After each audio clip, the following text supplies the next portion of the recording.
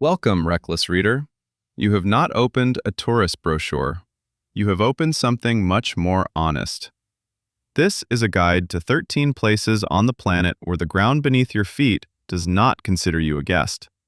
Where the landscapes are so beautiful that the instinct for self-preservation shuts off before you can take your first shot for social media. Where nature does not get angry or enact revenge, it simply exists by its own rules, which do not account for your presence at all.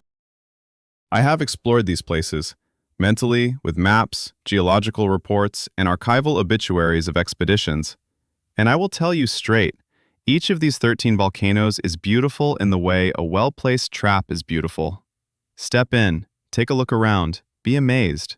The Earth will take care of the rest. If you like this format, give it a like and leave a comment. I would take the risk, or no thanks, I'm good. Believe me, this is the only vote in this round where there are no losers. 13 volcanoes. 13 ways to realize just how small we are.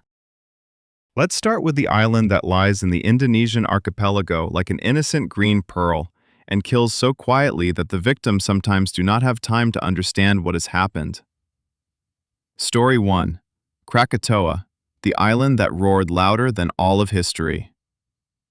Imagine you are standing on the shore of the Sunda Strait. It is early morning and the sea lies like molten silver, the horizon lit with pink. Somewhere in the distance, a hill juts out of the water, green, rounded, almost toy-like. Birds fly over it, fishermen carry their morning catch past it, and it all looks like a backdrop for a meditative video about healing through nature. You would buy a tour to this place. You would pitch a tent on the shore. You would gaze at this little hill and think, this is it, the real deal. No fuss, no city noise, just the sea, greenery, and silence. Silence is the key word here, because in 1883, this little hill made a sound that was heard nearly 3,000 miles away. In Madagascar, they thought a war had begun. In Australia, people stepped outside and looked around in search of the source of the thunder. In Rodriguez, a small island in the Indian Ocean, the local police noted in their log, "Cannon fire is heard from the north." That's a distance of 4,800 kilometers to Krakatoa. Welcome to the loudest concert in human history, for which no one purchased a ticket willingly. Krakatoa is located in the Sunda Strait between Java and Sumatra, two of the most populated islands in the world. This is no coincidence or tragic turn of events. This is geology. The Indo-Australian plate here dives beneath the Eurasian plate at a rate of about 7 centimeters per year, a figure that sounds harmless until you understand what is happening in the subduction zone. The plate sinks into the mantle, heats to colossal temperatures, releasing water and volatile substances that lower the melting point of the rock above it, and magma begins to rise. This is no metaphor of a boiling pot. It was literally a boiling cauldron, but instead of water, it contained molten basalt and andesite, and instead of a lid, there were several kilometers of rock that decided one fine day that it just couldn't take it anymore. Old Krakatoa, the one that existed before 1983, was a volcanic archipelago made up of 3 islands, Lang, Verlaten, and Rakata. They formed the remnants of the caldera from a much older and far more devastating eruption, thought to have occurred around 530 AD. Some historians and climatologists believe that ancient eruption triggered the Dark Ages, a climate collapse when temperatures plummeted across the northern hemisphere, crops rotted in the fields, and the Justinian plague found the perfect conditions for spreading. One volcano, one eruption. Possibly one of the most destructive events in the history of late antique civilization. However, in 1983, Krakatoa decided that it was time to prove its reputation. The harbingers began in May of that same year. Underground tremors, steam eruptions, and a plume of smoke from the main cone, Perbutan, rose to heights of 11 kilometers. Local residents and European colonial officials recorded the events with unhealthy enthusiasm. The captain of the steamer Elizabeth, passing by in late May, described in his logbook a magnificent spectacle, fiery columns and thunder. He was alive. He was safe. He was probably in sheer ecstasy. August, however, set everything straight.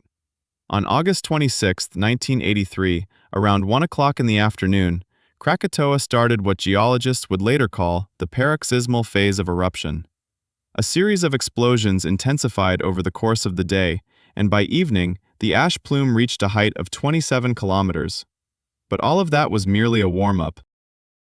The real blow came on August 27th at 10 minutes past 2 in the morning local time. 4 explosions, occurring one after another within a few hours, obliterated 2/3 of the island. The last and most powerful explosion, the one that could be heard 5,000 kilometers away, was caused by the molten magma chamber coming into contact with seawater. This is known as a phreatomagmatic explosion, and if you've ever tossed molten metal into water and heard that characteristic crackling sound, multiply that sound by several billion and add a few cubic kilometers of seawater. The pressure, instantly turning into steam, literally tore the mountain apart from the inside. The caldera, about 7 kilometers in diameter, sank beneath the water to a depth of 270 meters. The shockwave circled the Earth more than once. Barographs, devices that measure atmospheric pressure, recorded its passage 7 times. 7. The Earth literally rang like a bell. The tsunamis, spawned by the caldera collapse and the explosive waves, reached heights of 30 meters and washed away the coastlines of Java and Sumatra. More than 160 villages were destroyed along the shores. According to various estimates, between 36,000 and 40,000 people lost their lives, not primarily due to lava and ash, but because of waves. The sea, calm and silvery in the mornings, became an instrument of death. The city of Merak on Java was completely wiped off the face of the earth. Anjer, the trading port through which European vessels passed, ceased to exist within just a few minutes. The telegraph operator from Anjer managed to send a final message. Volcanic islands, one continuous fire, further communication is interrupted. That was the last anyone heard from him. The ash cloud rose into the stratosphere and spread across the globe. For the next few years, sunsets all around the Earth were unnaturally, phenomenally beautiful. Purples, scarlets, and golds. The artist Edvard Munch, who lived in Norway, witnessed such sunsets and described the sky as bloody. Many researchers believe that these post-Krakatoa sunsets inspired him to create The Scream, a painting now interpreted as an expression of existential dread. Thus, Krakatoa indirectly gave rise to one of the most famous works of art of the 20th century. It's almost touching if one forgets about the 40,000 victims. But the story of Krakatoa did not end in 1883. In 1927, a new volcanic cone emerged from the waters, Anak Krakatau, which translates from Indonesian as Child of Krakatoa. The island grew literally before the eyes of several generations, about 5 meters in height each year, gradually forming a cone that, by the 2000s, reached nearly 500 meters. Tourists began to visit. Photographers set up camps on the slopes. Researchers established monitoring stations. Life seemed to return to normal. In December 2018, part of the western slope of Anak Krakatau collapsed into the sea. This triggered an underwater landslide and a tsunami, with waves ranging from 2 to 5 meters high, hitting the coasts of Java and Sumatra. 430 people perished. Thousands were left homeless. The tsunami warning systems, designed to alert about underwater earthquakes, failed to activate because the cause was not tectonic, but the slope's collapse. Anak Krakatau delivered a lesson that people apparently have yet to fully grasp. This place did not become safer. It merely quieted down and grew. Today, Anak Krakatau remains one of the most active volcanoes in the world. Eruptions, both small and medium-sized, occur regularly. Indonesian volcanologists conduct constant monitoring. Visiting the island is officially prohibited during periods of heightened activity, although heightened activity is a relative term here, as Anak Krakatau is nearly always active.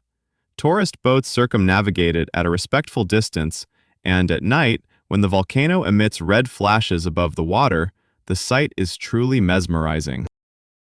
It resembles the set of The Lord of the Rings, except here, the role of Mount Doom is played not by a fictional Orodruin, but by a very real island with a very real magma chamber beneath it. The irony is that the Sunda Strait is one of the busiest maritime routes in the world. Thousands of ships pass by Anak Krakatau every year. It lies literally at the center of the trading route between the Indian and Pacific Oceans, situated between two of the most populated islands on Earth. None of these facts makes it any less dangerous. It is simply very conveniently located to cause maximum damage to the maximum number of people. Nature, as always, never intended any harm. It just exists. The best way to observe Krakatau is from the deck of a ship, a few nautical miles away, at night with a glass of something soothing in hand, when the red glow above the cone reflects in the water, creating a scene that is almost unbearably beautiful. It is during these moments that it is especially easy to understand why people keep returning to these shores. And it is then, if you listen closely to the underground rumble, that you realize the earth beneath the water is neither asleep nor calmed. It is simply waiting, as it has always waited. But Krakatau is a volcano that at least gives a warning, loudly, epically, to the entire world. The next on our list prefers silence. It is located on the other side of the planet, in mountains that embody ancient beauty, and its story is about a whole city that decided living beside a volcano was perfectly fine. They were right for nearly 1,000 years. Then came the year 79 of our era. Story 2. Vesuvius, the mountain that buried a civilization alive. There are places on Earth that are so beautiful, it seems as though nature made a special effort. The Bay of Naples is one of them. Imagine the deep blue water, which Italians call mare with such tenderness as if speaking of a beloved. Along the shore, white and ochre houses cling to the landscape, while umbrella pine trees rise above them, trees with flat canopies resembling a stage set for an opera. The air is infused with salt, basil, and the scent of freshly caught fish. And towering above all this splendor is a mountain, broad, double-peaked, green almost to the crater, soft, almost homey. This is Vesuvius, and it is perhaps the most notorious killer in the history of human civilization, not because it is the most powerful, nor because it claimed the most lives, but because it did so with such documentary precision that 2,000 years later, we still know the names of its victims, the locations of their homes, and what they ate for dinner on the last evening of their lives. Pompeii, on the 24th of August in the year 79 of our era, was a thriving city with a population of around 20,000 people. It was not a provincial village, nor an abandoned outpost. It was a fully fledged Roman municipality, complete with theaters, baths, public libraries, and thermopolia, where townsfolk could buy hot takeaway food, along with a developed water supply system and cobblestone streets that echoed with the rumble of carts carrying goods every day. The city had its own amphitheater, one of the oldest in the Roman Empire, where gladiatorial battles drew crowds from surrounding towns. It was a lively, noisy, bustling city. Vesuvius stood nearby, about 10 kilometers to the northeast. It had always been there, as far back as the citizens could remember. None of those living at that time had seen its eruption. The last time it awoke was several hundred years prior, and that was remembered only in myths and rare mentions in Greek texts. Pliny the Elder, one of the greatest scholars of his time, who commanded the Roman fleet at Misenum, mentioned Vesuvius in his Natural History as a volcanic mountain, but one that was sleeping and harmless. The slopes of the mountain were covered with vineyards. Wine from the Campania region was considered among the best in the empire. The soil here was fantastically fertile, precisely because volcanic ash had enriched it for centuries. The mountain fed them. The mountain killed them. Warnings were present. They always are. That's important to understand. 17 years before the eruption, in the year 62 of our era, the region was shaken by a devastating earthquake. Pompeii was severely damaged and had not yet fully recovered by the time the disaster struck. Minor tremors shook the area for several days leading up to the eruption. Wells ran dry. Animals behaved strangely. Dogs whined, and birds vanished from trees. But in the first century of our era, people lacked volcanology, had no seismologists, and no emergency alert systems. They had only what they could see: a beautiful mountain, fertile fields, and the sky above them, which on the morning of August 24th began to darken rapidly. Pliny the Younger, the nephew and adopted son of Pliny the Elder, observed the start of the eruption from Misenum, about 30 kilometers from Vesuvius, and later wrote a detailed description in 2 letters to the historian Tacitus. This is the first detailed scientific description of a volcanic eruption in history, and it is so precise that geologists still use it as a reference. Pliny described the cloud over the mountain rising like a pine, referring to the umbrella-like pine tree.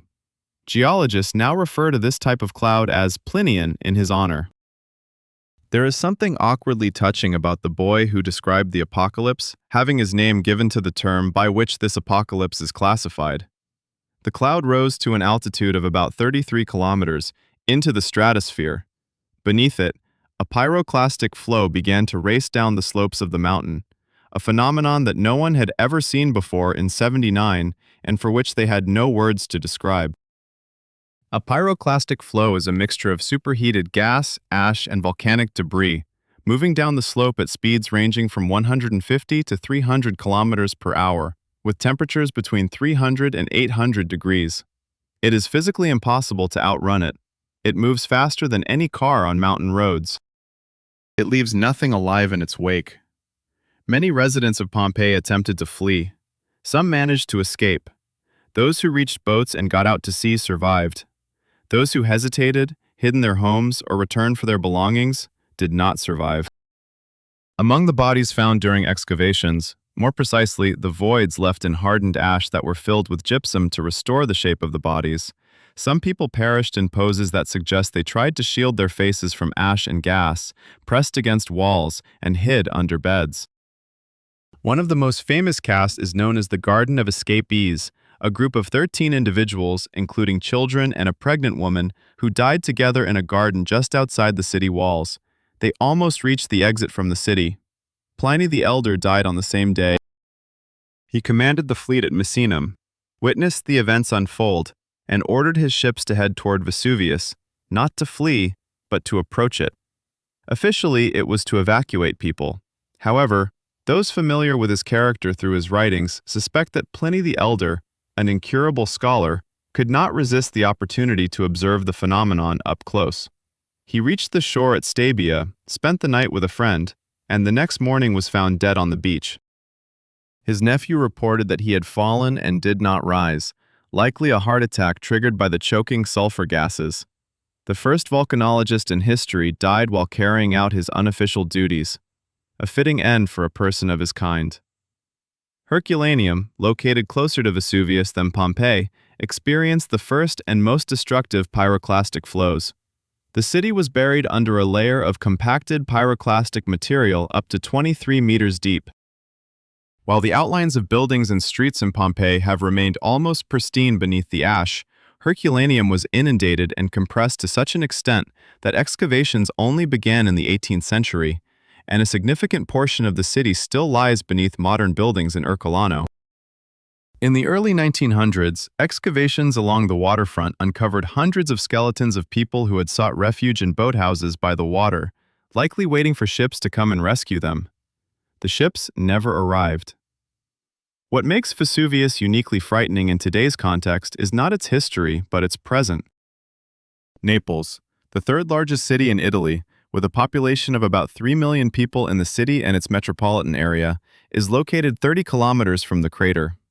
At the foot of the volcano, in the so-called red zone, the area that would be directly impacted in the event of a major eruption, approximately 600,000 people reside. This is not speculation or a scare tactic. Italian geologists and civil defense planners speak of this openly. Vesuvius is not extinguished. Its last eruption occurred in 1944, during World War II, when American bombers stationed at a nearby airfield were destroyed not by German aircraft, but by lava flows from the mountain, which decided to make its presence known at the worst possible moment. The lava destroyed 88 planes. The volcano chooses no sides. Between each major eruption, Vesuvius charges. Pressure in the magma chamber grows, and the longer the silence continues, the more powerful the next explosion could be. 63 years of silence, from 1944 to this day sound reassuring only to those who have not read geological reports. For those who have read them, this silence resonates quite differently. The Italian government has developed an evacuation plan that entails relocating the entire population of the red zone 72 hours before a major eruption begins. 3 days, 600,000 people, on Italian roads. If you have ever driven on the roads in the Naples area, you understand why volcanologists sometimes experience eye twitches when discussing this plan. Today, Vesuvius is a tourist attraction. Millions of people climb to its crater each year on the tourist trail, peering down into the caldera, taking selfies and enjoying sandwiches with a view of the caldera. The entrance fee is a few euros. The volcano looks up at them from below, from the very depths where what smoldered 2,000 years ago still simmers. None of these tourists are in a hurry. None of them think about 1979. This is, in general, completely human and absolutely unforgivable from the standpoint of basic self-preservation instinct. Vesuvius is best viewed from the bay, from the deck of a small boat, ideally moving in the opposite direction from it. Then it truly is beautiful. Blue water, green slopes, Mediterranean sky, a postcard, a movie, a scene from Roman holiday, only if everything had gone a bit differently in the end. But if you want to truly feel the magnitude of Vesuvius, not as a tourist attraction but as a geological reality, step into Pompeii and stand in the Garden of the Fugitives. 13 plaster figures in the dim light under a shelter, children and adults. They did not make it by 3 minutes, or 5. No one knows for sure. And it is precisely this uncertainty, how much time they lacked, that haunts the most. The next stop on our journey is the other end of the planet, and a completely different story about how a volcano kills not through explosions or lava, but through something significantly more insidious, through gas that you cannot see or smell, and that finds you where you felt completely safe. Welcome to Cameroon. Welcome to the shores of Lake Nyos. Story 3. Lake Nyos, water that kills silently. There are threats in this world from which you can escape. Lava flows slowly, faster than a person only in the movies. Tsunamis give you minutes, sometimes hours. Ash is visible from tens of kilometers away. Most volcanic disasters share a common feature. They are spectacular, they are loud, they offer at least an illusion of warning. Lake Nyos is not like that. Lake Nyos kills in silence, at night, while everyone sleeps, and leaves no trace except for bodies. No fire, no ash, no shockwaves. Just a morning that does not come for those who went to bed too close to the shore. If Krakatoa is an orchestra playing the finale of the Ninth Symphony at full volume, then Nyos is silence in your headphones when you realize the battery hasn't died, but there is simply no sound. At all. Northwest Cameroon is a place of stunning beauty. The volcanic highlands here are covered in thick tropical forests, interspersed with savannas and tea plantations. The terrain is hilly, the air is clean, and the temperature is mild for equatorial Africa, around 20 degrees, which is considered cool by local standards. This region is part of what is known as the Cameroon Volcanic Line, a chain of volcanic structures stretching from Bioko Island in the Gulf of Guinea to Lake Chad in the north. It is not the most famous volcanic region in the world, nor the most studied, and unfortunately, for a long time, it was not the most closely monitored. Lake Nyos lies in the crater of a dormant volcano at an elevation of about 1,900 meters above sea level. It possesses a unique beauty known only to highland crater lakes, perfectly round, surrounded by steep green slopes, with water in a shade of turquoise transitioning to midday blue. The locals referred to it as Nyos, which in the language of the people of the area means something like good water. The water there truly was good, until a certain point. Beneath the lake's surface, and this is key, lies a magma reservoir. Not an active volcano in the conventional sense, but hot enough to continuously saturate the bottom waters with carbon dioxide. Carbon dioxide under the pressure of the water column dissolves in the same way that gas dissolves in a bottle of soda. As long as the pressure is present, the gas stays quiet. Once the pressure drops, the gas is released. This process is known as limnic eruption, and until 1986, most volcanologists regarded it as a theoretical possibility. Interesting, but unlikely to happen in practice. Nyos proved them wrong. On the night of August 21st to 22nd, 1986, something disrupted the balance in the lake. Perhaps a minor landslide on the shore. Perhaps a temperature change in the water. Possibly even a slight underground tremor. The exact cause remains a topic of debate among experts, as there were no witnesses left to tell the tale. The lower layers of water, saturated with carbon dioxide, suddenly surged, and the cascade of degassing began. It was like a carbonated explosion from the mountain, but instead of bubbles, around 1 cubic kilometer of carbon dioxide was released into the atmosphere almost instantly. The gas cloud, denser than air, did not rise. Instead, it flowed down the slopes of the crater, following the terrain and filling the valleys and hollows like water filling a bathtub. Carbon dioxide is invisible. It has no smell. It does not cause immediate irritation. It simply displaces oxygen. A person caught within a cloud of high carbon dioxide concentration loses consciousness in about 20 seconds. There is no pain. They simply stop breathing. The cloud traveled through the valleys up to 25 kilometers from the lake. In just a few hours, around 1,800 people perished. According to some sources, up to 1,900. The exact number is unknown because many villages in the region did not have an official population census. Approximately 3,000 head of cattle also perished. Survivors described the same scene. They woke up feeling weak, and those who managed to reach higher ground survived. Those who stayed lying down did not. The village of Nyos, which gave its name to the lake, lost nearly all its population. Of around 800 residents, only a few survived. The village of Cham lost everyone. A survivor named Joseph Nkwi told journalists that he awoke among the corpses of his family and did not understand what had happened. He thought he had died and was dreaming. He stepped outside and saw the bodies of neighbors lying in the positions in which death had taken them, in gardens, on paths between houses, next to cooking fires. Cattle lay mixed in with people. The birds were silent, because there were no birds either. The military were the first to arrive in the tragedy area. One officer who reached the site of the events the following day described the scene as a village that went to sleep and did not wake up. He found no signs of panic, of flight, or of struggle. People died where they were, at home, in yards, in fields. Few bodies showed signs that the person had been able to take a few steps.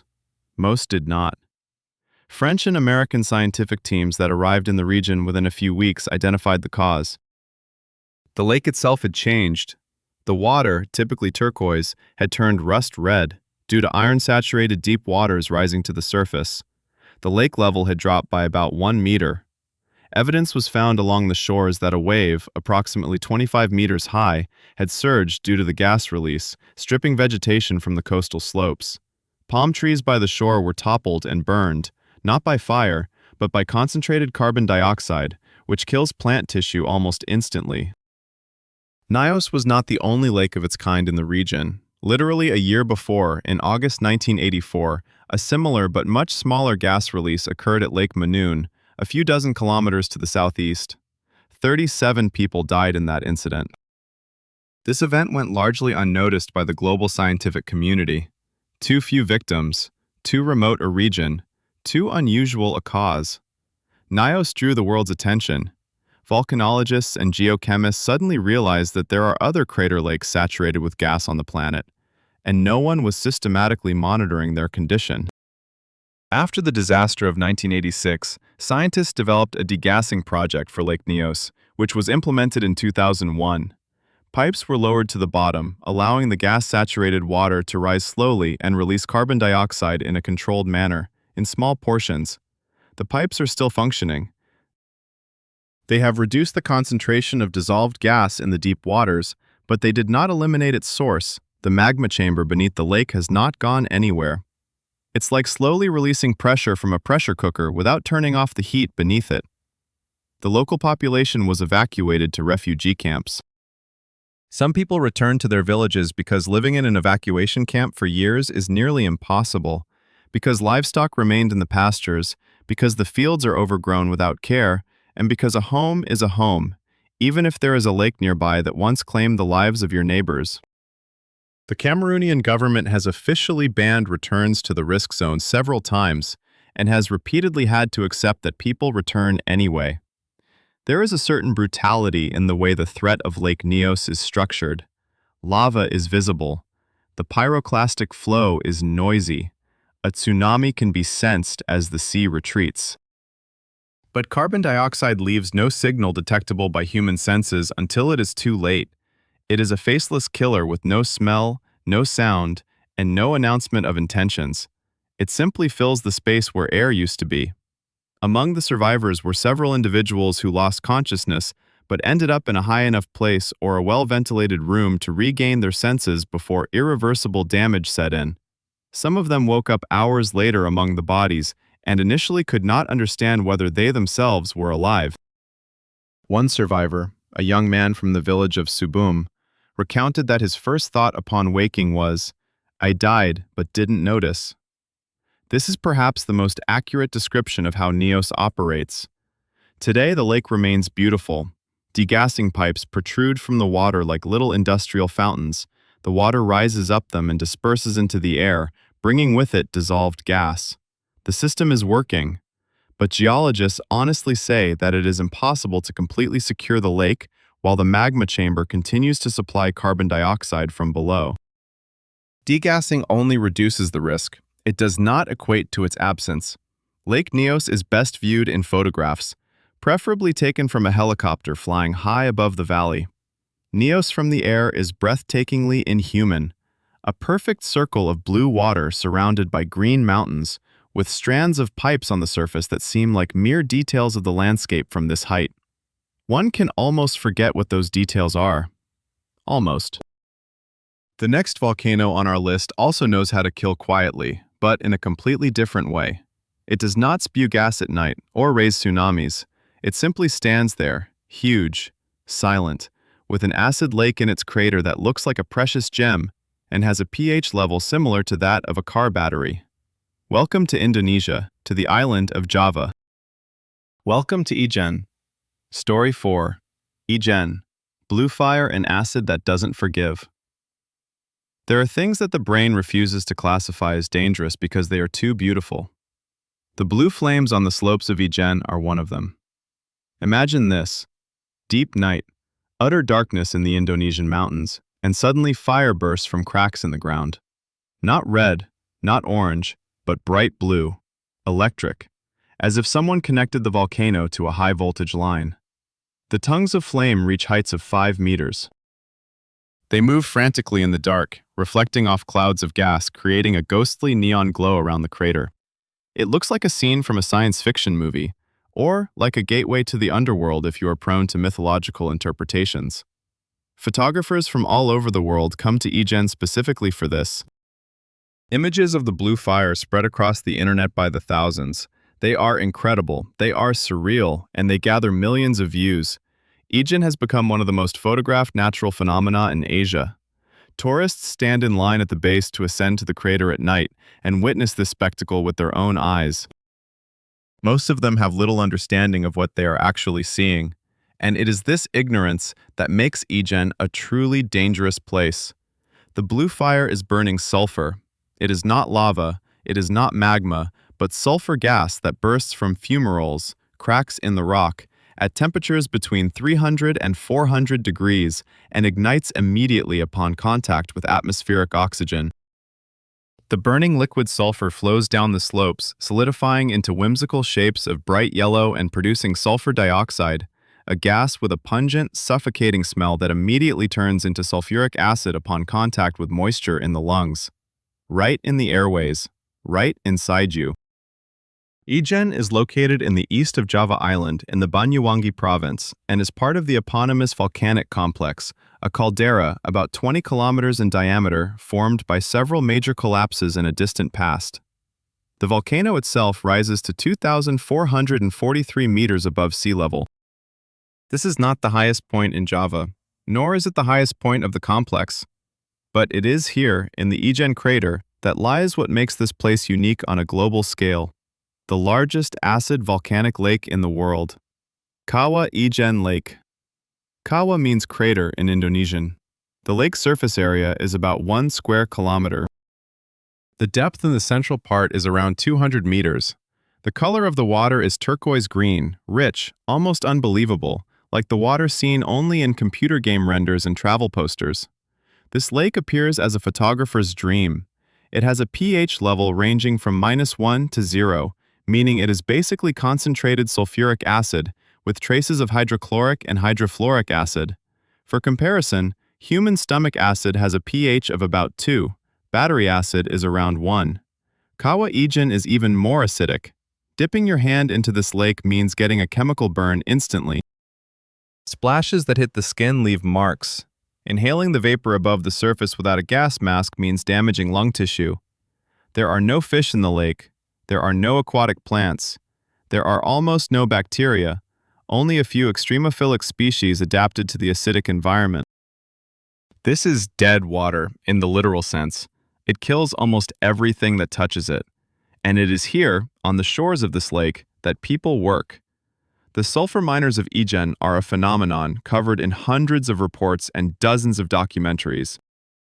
They ascend to the crater at night or early in the morning, descending a steep path to the bottom of the crater to the shore of the lake, where they break off chunks of solid sulfur and load them into woven baskets. Each basket weighs between 60 and 90 kilograms. The miners carry them on their shoulders up the steep slope of the crater, an ascent of about 300 meters along a slippery path strewn with rock debris, and then back down the mountain to a weighing station located at the foot. The entire one-way route takes about 3 kilometers.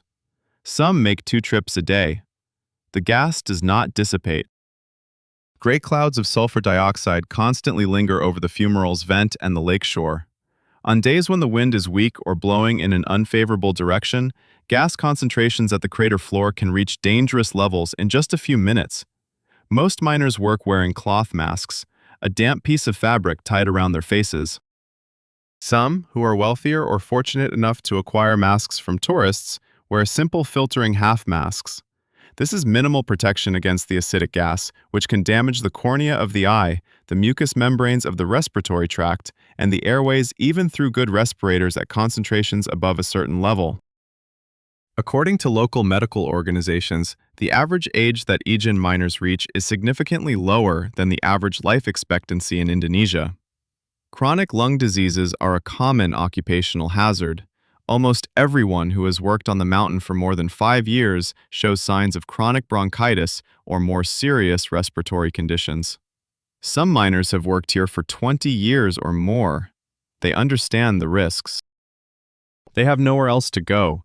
Sulfur mining at Ijen is one of the few sources of income in the region, and although their earnings, by any standard, are low, they are still significantly higher than the average in rural Java.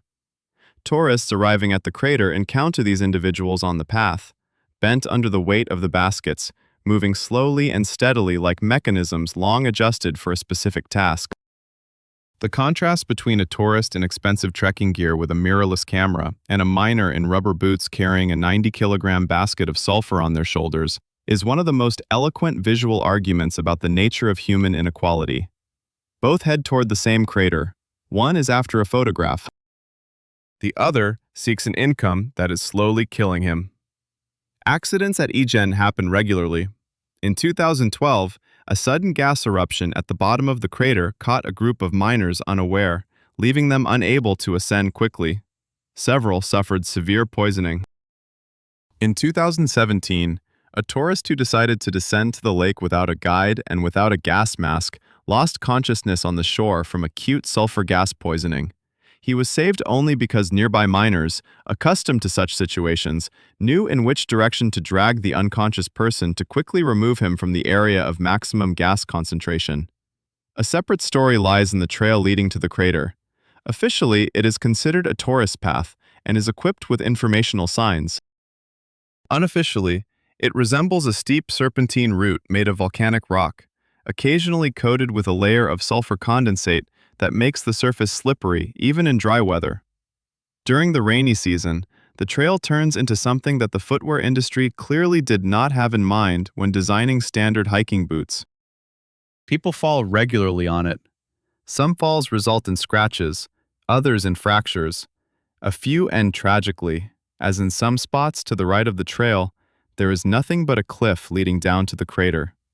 Night ascents, advertised as an opportunity to see the blue flame, add another ingredient to this mix: darkness. Not everyone has flashlights. Tourist groups sometimes number in the dozens, and at peak hours before dawn, the trail transforms into something between a hike and a chaotic sail event. People walk closely together, stumble, and stop in the most inconvenient places to take pictures, all while teetering on the edge of the crater, above a lake with a pH lower than 0. Kawah Ijen remains an active volcano with unpredictable behavior. In the year 2017, Indonesian authorities closed access to the crater several times due to increased volcanic activity. Fumaroles occasionally intensify without any visible warnings. Beneath the lake, hydrothermal systems are active, sometimes causing small geyser eruptions of acidic water. Small by volcanic standards, but more than enough to scald a person standing at the shore. Geologically, Ijen is a stratovolcano, meaning a classic cone-shaped volcano made up of alternating layers of lava and pyroclastic material. Its history includes several phases of activity, the latest of which formed the current crater. The volcano is on the list of potentially dangerous volcanoes in Indonesia, a country that, let's remind ourselves, has the highest number of active volcanoes in the world, around 130. Ijen is not the most dangerous in terms of explosive potential. However, it is perhaps the most treacherous, because it appears manageable, tourist-friendly, and safe, until you find yourself at the bottom of the crater and the wind changes direction. Sulfur from Ijen is used to bleach sugar on Javanese plantations and to produce fertilizers. 1 kilogram of mined sulfur costs only a few cents. A miner earns the equivalent of several dollars for one trip. The mountain profits significantly more from tourists, entry tickets, guide services, rental of gas masks at the foot. Ijen's economy operates smoothly and efficiently. However, in the costs of this economy lies the health of several hundred people who every morning put on rubber boots and head down to the lake that would like to dissolve them. Ijen is better observed from a distance, for instance, from the neighboring mountain Meru, or from a viewpoint at the edge of the caldera, which can be reached without descending to the lake. From there, the turquoise color of Kawah Ijen is truly beautiful, cold, unnatural, alien. It looks as if someone poured a solution of copper sulfate into the crater and added lighting from beneath. Stunning, deadly, indistinguishable one from the other. Our next volcano is located where volcanoes seemingly should not be, in the very heart of Africa, in a country that has more than enough reasons for concern even without natural disasters. But Nyiragongo is uninterested in human problems. It is only concerned with one thing: maintaining the world's largest lava lake in its crater. Liquid, mobile, incredibly fluid lava that, in the event of an outburst, moves faster than any other type of lava on Earth. Welcome to the Democratic Republic of the Congo. Story 5. Nyiragongo, the Lake of Fire in the Heart of Darkness.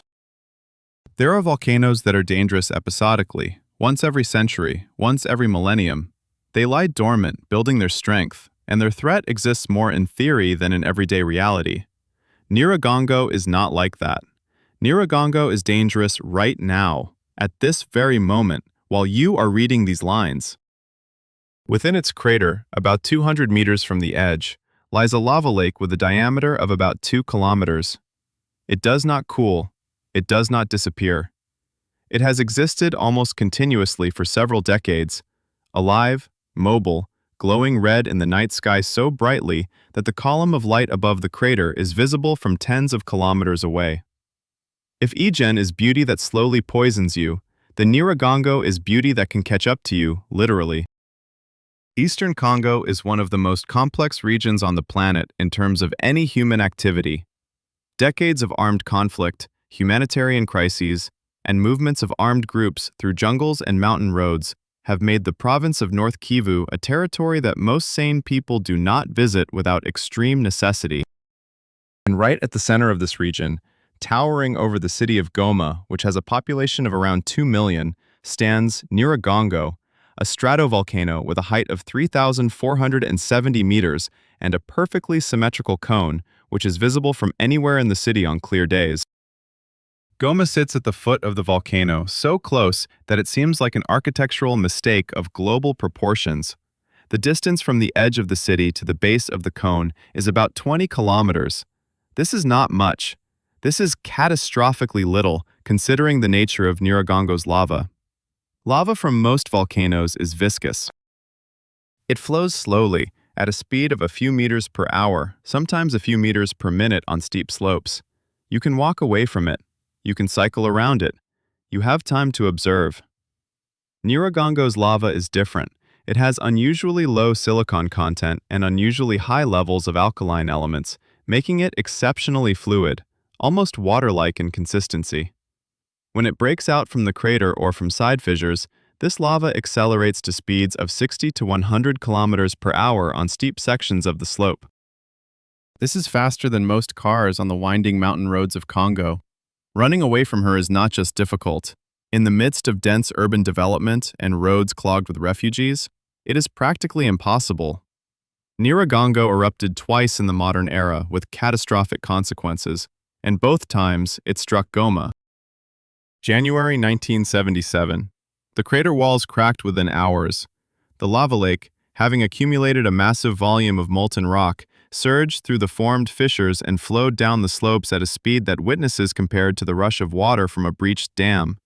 Within an hour, the lava covered a distance of several dozen kilometers.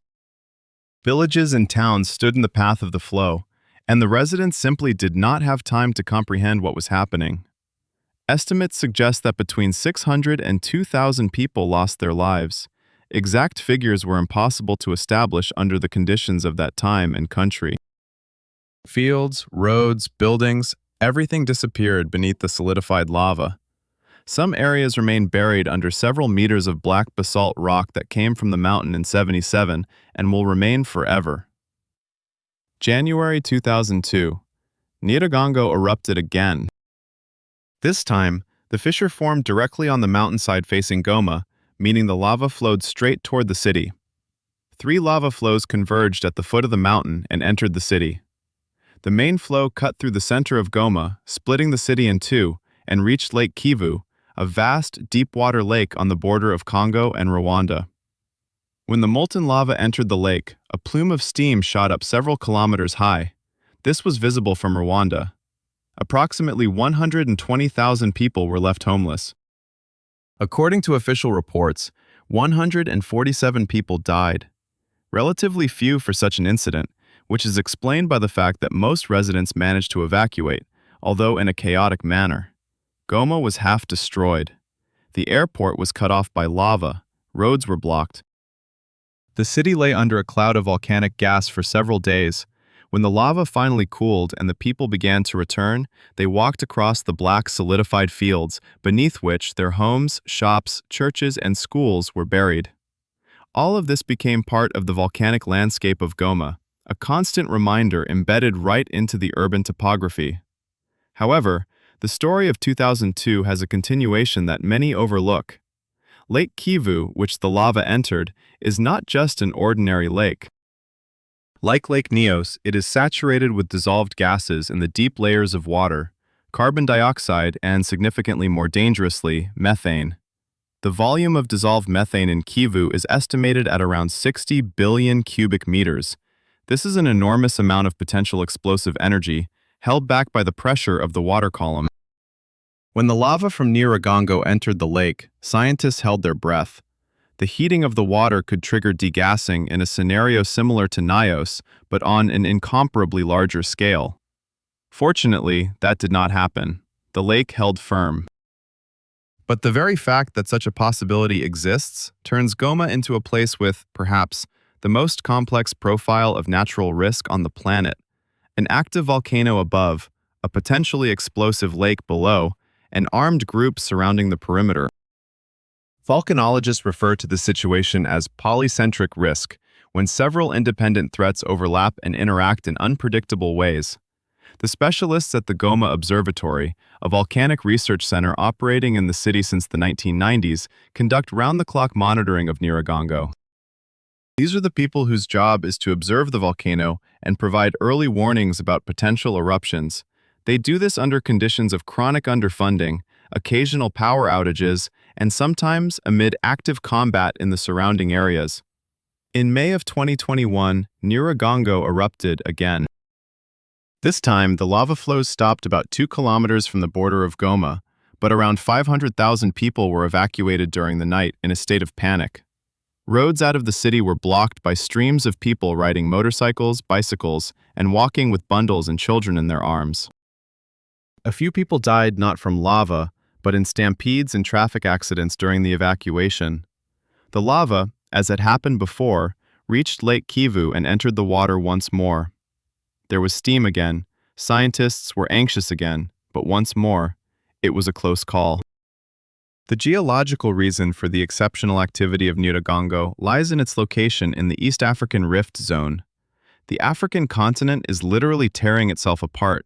The eastern part of the landmass is slowly separating from the western part, along a fracture that stretches from Ethiopia in the north to Mozambique in the south. In rift zones, the Earth's crust is stretched and thinned. Magma from the mantle rises closer to the surface, and volcanism here is not an occasional occurrence, but a constant geological process. Nyiragongo sits directly on the rift. It will not disappear. It will not settle down. As long as Africa continues to crack, and it will do so for tens of millions of years more, Nyiragongo will keep erupting. Researchers who have ascended to the Nyiragongo crater describe an experience that is difficult to put into words. Dirk Nijland, a Belgian volcanologist who undertook several expeditions to the lava lake in the 1990s, wrote that standing on the edge of the crater at night is like looking into the open fireplace of the planet. A red glow rises from below. The heat is felt through the soles of shoes and through clothing. The surface of the lava lake is constantly moving. A dark, solid crust cracks open, revealing bright orange fissures, closes, and cracks again. It resembles breathing, slow, powerful, completely indifferent to the person standing above it. Several expeditions to the Nyiragongo crater have been accompanied by a direct threat to life, not only from the volcano, but also from the situation in the region. In the 1990s, during the height of the Congolese Wars, German volcanologist Joachim Zellmer and his colleagues made their way to the mountain through checkpoints manned by armed groups, paying for passage with goods and cash.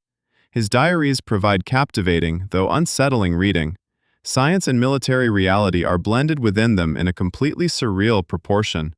He reached the crater. He saw the lava lake. He returned. Yet, the mere possibility of such a route, through rebel checkpoints to the crater of an active volcano, indicates that Nyiragongo exists in a world where even reaching it requires a unique kind of courage. Today, Goma continues to live and grow. The city's population increases despite everything, or perhaps in spite of everything. New neighborhoods are being built on the hardened lava of 2002 because land is scarce and choices are few. The volcano looms on the horizon, its cone perfect, its peak periodically glowing red at night. Locals long ago stopped looking at it with anxiety. It is simply part of the landscape, part of life, part of what it means to live in Goma. This is not carelessness or foolishness, it is adaptation, the only strategy that works when the alternative is to move somewhere without jobs, without homes, and without communities. Nyiragongo is best observed from a plane climbing above Goma toward Nairobi. From the window on the left, the view of the cone unveils itself, ideal, almost decorative, with a red glow in the center if flying at night. Below are the lights of the city, above are the stars, and between them lies that quiet red eye within the mountain, which never sleeps. But while Nyiragongo is a constant, predictable threat residing in one place and acting according to more or less understandable rules, the next volcano on our list is dangerous in an entirely different way. It does not lie in the jungles of Congo, nor does it loom over a city of refugees. It is located in the very heart of one of the most visited tourist regions in the world. It looks like a postcard from a resort. And it has already once destroyed an entire island, literally wiping it off the face of the earth in just a few days. Welcome to the Caribbean Sea. Welcome to Montserrat. Story 6. Soufriere Hills, a paradise that consumed itself. There are places referred to as Caribbean paradise, and this is not a metaphor, but literally an accurate description. The warm aquamarine sea, palms above white sand, air infused with salt and flowers, small colorful houses on green hills, fishing boats at wooden docks. Montserrat was just such a place. This little British overseas territory in the Caribbean Sea is 16 kilometers long and 11 wide, with a population of around 12,000 people, small enough for everyone to know each other, beautiful enough to be called the Emerald Isle of the Caribbean due to its hilly terrain resembling Irish landscapes, and tranquil enough to become a cherished retreat for world-class musicians. It was on Montserrat in the 70s and 80s that the legendary Air Studios operated, founded by producer George Martin, the man often referred to as the Fifth Beatle. Here, music was written by Paul McCartney, Elton John, Sting, Eric Clapton, and dozens of others. The island was a place where creativity thrived because the silence, beauty, and remoteness from civilization created that special state where music naturally emerges. Montserrat was peaceful, beautiful, and not scary at all. Until 1995. At the southern tip of the island stood a mountain, hilly, covered in tropical greenery, known as Soufriere Hills. The name Soufriere translates from French as sulfur. The French, who colonized many Caribbean islands, had a habit of naming things descriptively, and this name was not given to the mountain by chance. Fumaroles on its slopes had been releasing sulfurous steam for centuries. But the last significant eruption on Montserrat had occurred so long ago that living memory of it had faded. The volcano was considered extinct. Not dormant, extinct, which in volcanology means a lack of activity for thousands of years. No one viewed Soufriere Hills as a real threat. No one made evacuation plans. No one thought about pyroclastic flows when purchasing a house in the southern part of the island or opening a shop there. In July 1995, the mountain began to awaken. Slowly, almost reluctantly, first small phreatic explosions, bursts of steam and ash, underground tremors. British volcanologists arrived on the island, set up monitoring equipment, and began observations. Authorities announced the evacuation of the southern areas of the island, primarily the capital, Plymouth, located right at the foot of the mountain.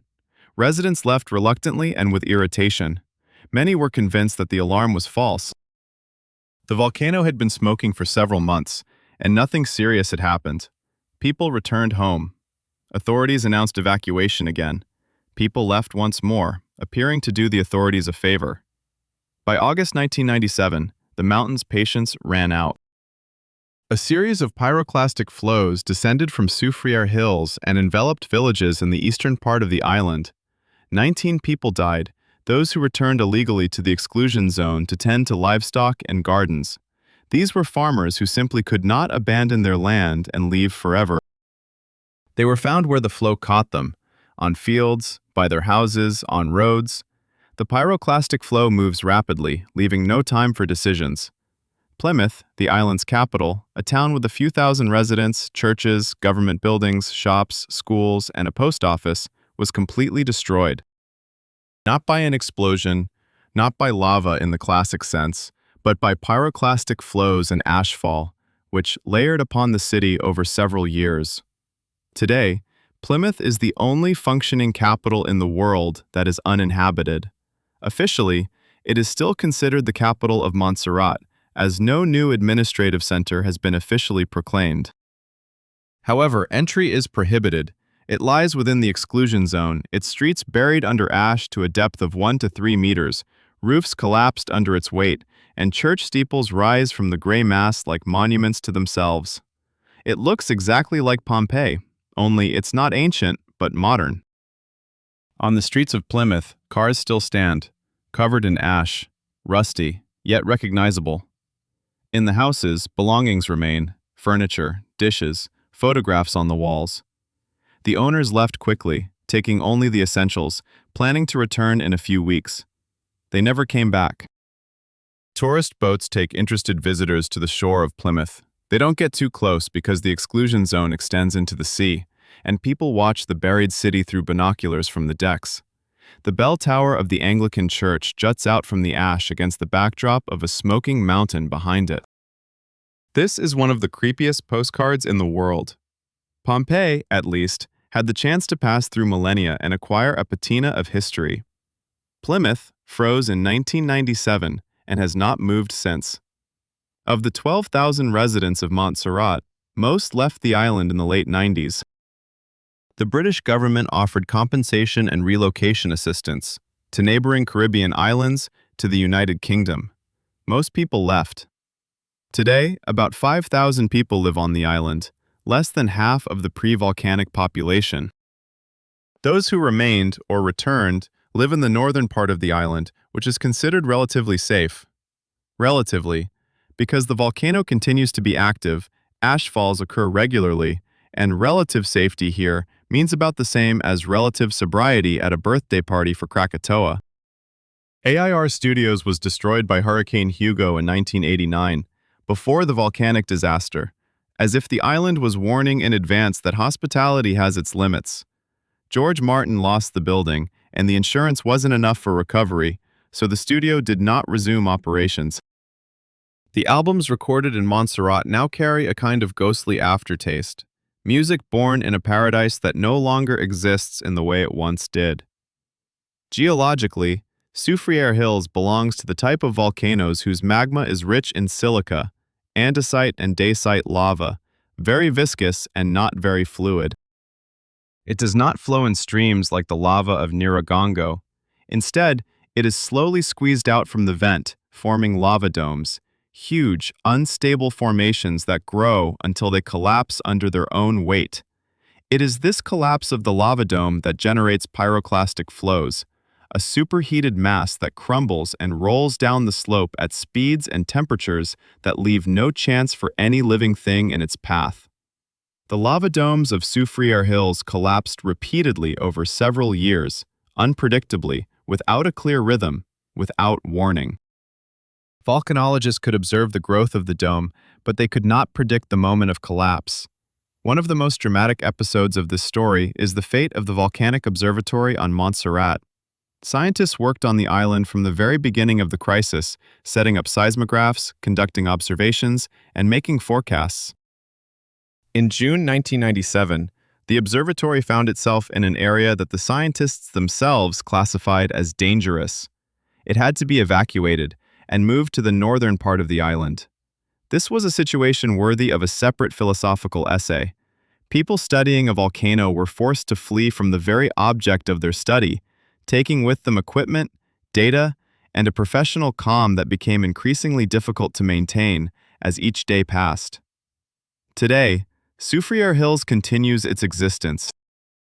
The activity has decreased compared to the peak in the late 90s, yet the volcano has not settled down. The lava dome in the crater remains, periodically collapsing and rising again. Ash emissions still occur. Seismic activity shows no signs of stopping. The exclusion zone, covering approximately 2/3 of the island, including the entire southern section, remains closed. And Plymouth lies beneath the ash, waiting for something, though it's unclear what. For someone to dig it up in 2,000 years and write a book about it? Perhaps. Pompeii did not rush to go anywhere either. Montserrat is best viewed from above, from the cabin of a small plane flying from Antigua. Through the window, the entire island is visible, the green north where people reside, the gray-brown south covered in ash, and the smoking cone of Soufriere Hills in the middle, serving as a boundary between two worlds. On one side, life. On the other, what was once life. Our next volcano takes us back to the Pacific Ring of Fire, where tectonics operate with industrial efficiency, and where volcanoes are so densely packed that a country with a population of around 130 million literally lives within the volcanic arc. Japan. Mount Unzen. A story of how science met a volcano face to face, and the volcano did not back down. Story 7. Unzen, the mountain that killed those who studied it. There is a special category of people who know everything about danger and consciously approach it. Not out of recklessness, not for thrill-seeking, but from that cold, professional passion that drives a scientist to venture where common sense strongly advises against going. Volcanologists are such people. They understand what they are studying. They have read reports on pyroclastic flows. They know the temperatures, speeds, and ranges of impact.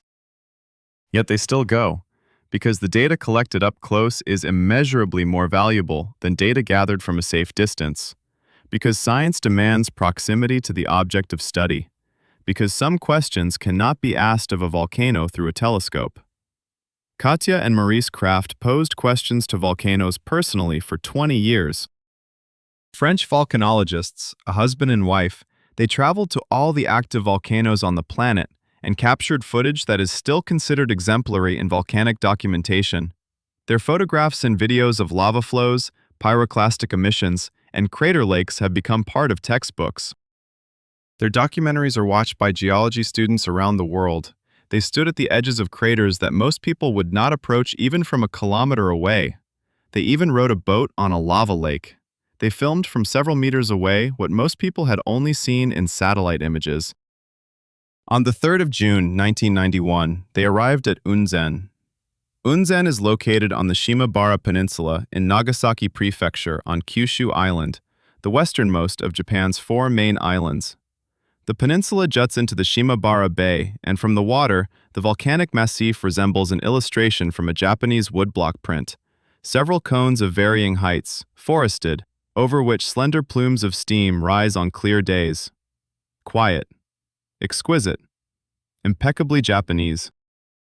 Unzen is one of the oldest studied volcanoes in Japan, and its history begins long before 1991. In 1792, it triggered one of the largest volcanic disasters in Japanese history, the collapse of the eastern flank of Mayuyama, a neighboring dome volcano in the complex, caused a mega tsunami in Shimabara Bay.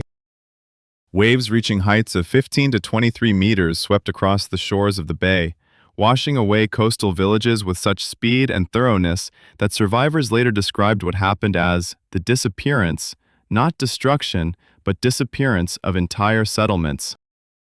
Approximately 15,000 people perished, a staggering figure for the 18th century, and for such a relatively small region.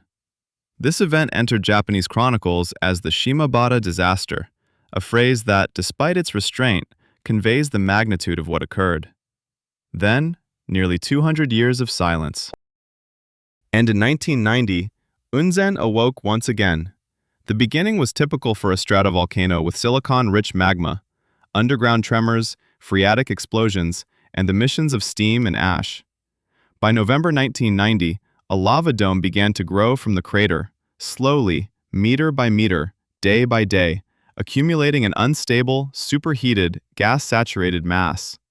Japanese authorities organized the evacuation of several thousand people from areas near the mountain. The press descended from all over Japan. Among the journalists and scientists who arrived at the site were the Krafts, with cameras, equipment, and that professional composure developed over 20 years of filming at craters. They set up an observation post relatively close to the mountain, closer than most other groups. This was a conscious decision. Proximity provided quality footage, detail, and the opportunity to capture what simply wasn't visible from farther positions.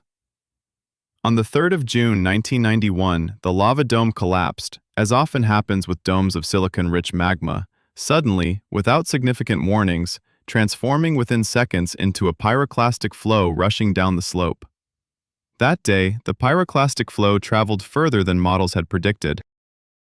It exceeded the calculated impact zone. It engulfed observation posts, including those considered safe. Katja and Maurice Kraft perished alongside 42 others, journalists, local residents caught in the flow's path, and American volcanologist Harry Glicken, who was near the Krafts that day. Glicken had survived the eruption of Mount St.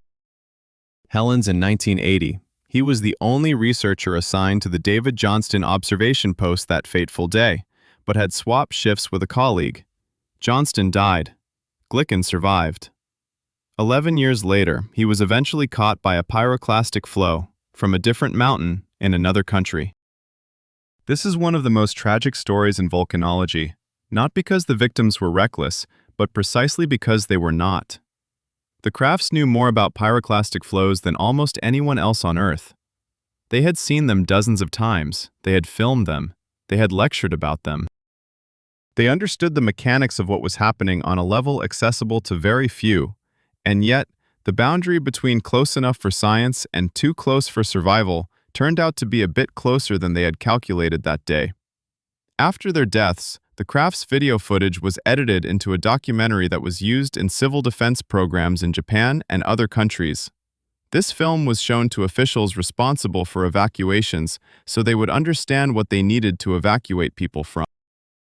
Experts estimated that the craft's materials helped convince authorities to carry out timely evacuations before several subsequent eruptions, thereby saving thousands of lives. The people who died from the volcano indirectly saved others from other volcanoes. This is not comforting, but it is the truth. Unzen remained active until 1995. During this time, the lava dome grew and collapsed repeatedly, generating a series of pyroclastic flows. In total, during this episode of activity, 44 people lost their lives, nearly all on June 3, 1991. The evacuation efforts of Japanese authorities were exemplary by the standards of the time. Several thousand residents were evacuated for months, and their temporary housing, compensation, and social support were organized with Japanese meticulousness. This did not prevent the tragedy of June 3rd, because in the affected area that day were people who should not have been there, including journalists and researchers who had intentionally come. The Shimabara Peninsula today is a tourist destination. There are hot springs, onsens, fed by Unzen's geothermal activity, beautiful by Japanese standards, deep wooden baths, steam rising over the water, views of the mountains. There is a volcano museum featuring rock samples, models of lava domes, and a chronicle of the events of 1991. There are observation points where the crater can be seen on clear days. Unzen itself is relatively calm now. Fumaroles are smoking, minor seismic activity continues, but the dome is no longer growing with the previous intensity. Japanese volcanologists conduct continuous monitoring. Evacuation plans have been revised and updated, taking into account the lessons from 1991.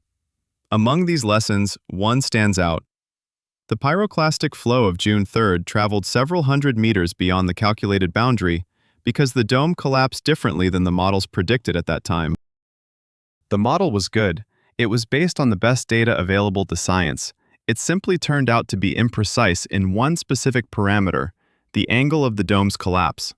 Several hundred meters. That's the cost of the difference between the model and reality. This is perhaps the main lesson from Unzen. Not just about volcanoes, but about knowledge in general. We build models because we cannot make decisions without them. Models are based on the data we have. Data is always incomplete. Volcanoes are unaware of this and do not care. Unzen is better observed from the window of an onsen with a cup of tea, hot, green, overlooking the smoking cone in the distance. This is probably the most civilized way of coexisting with an active volcano on the planet.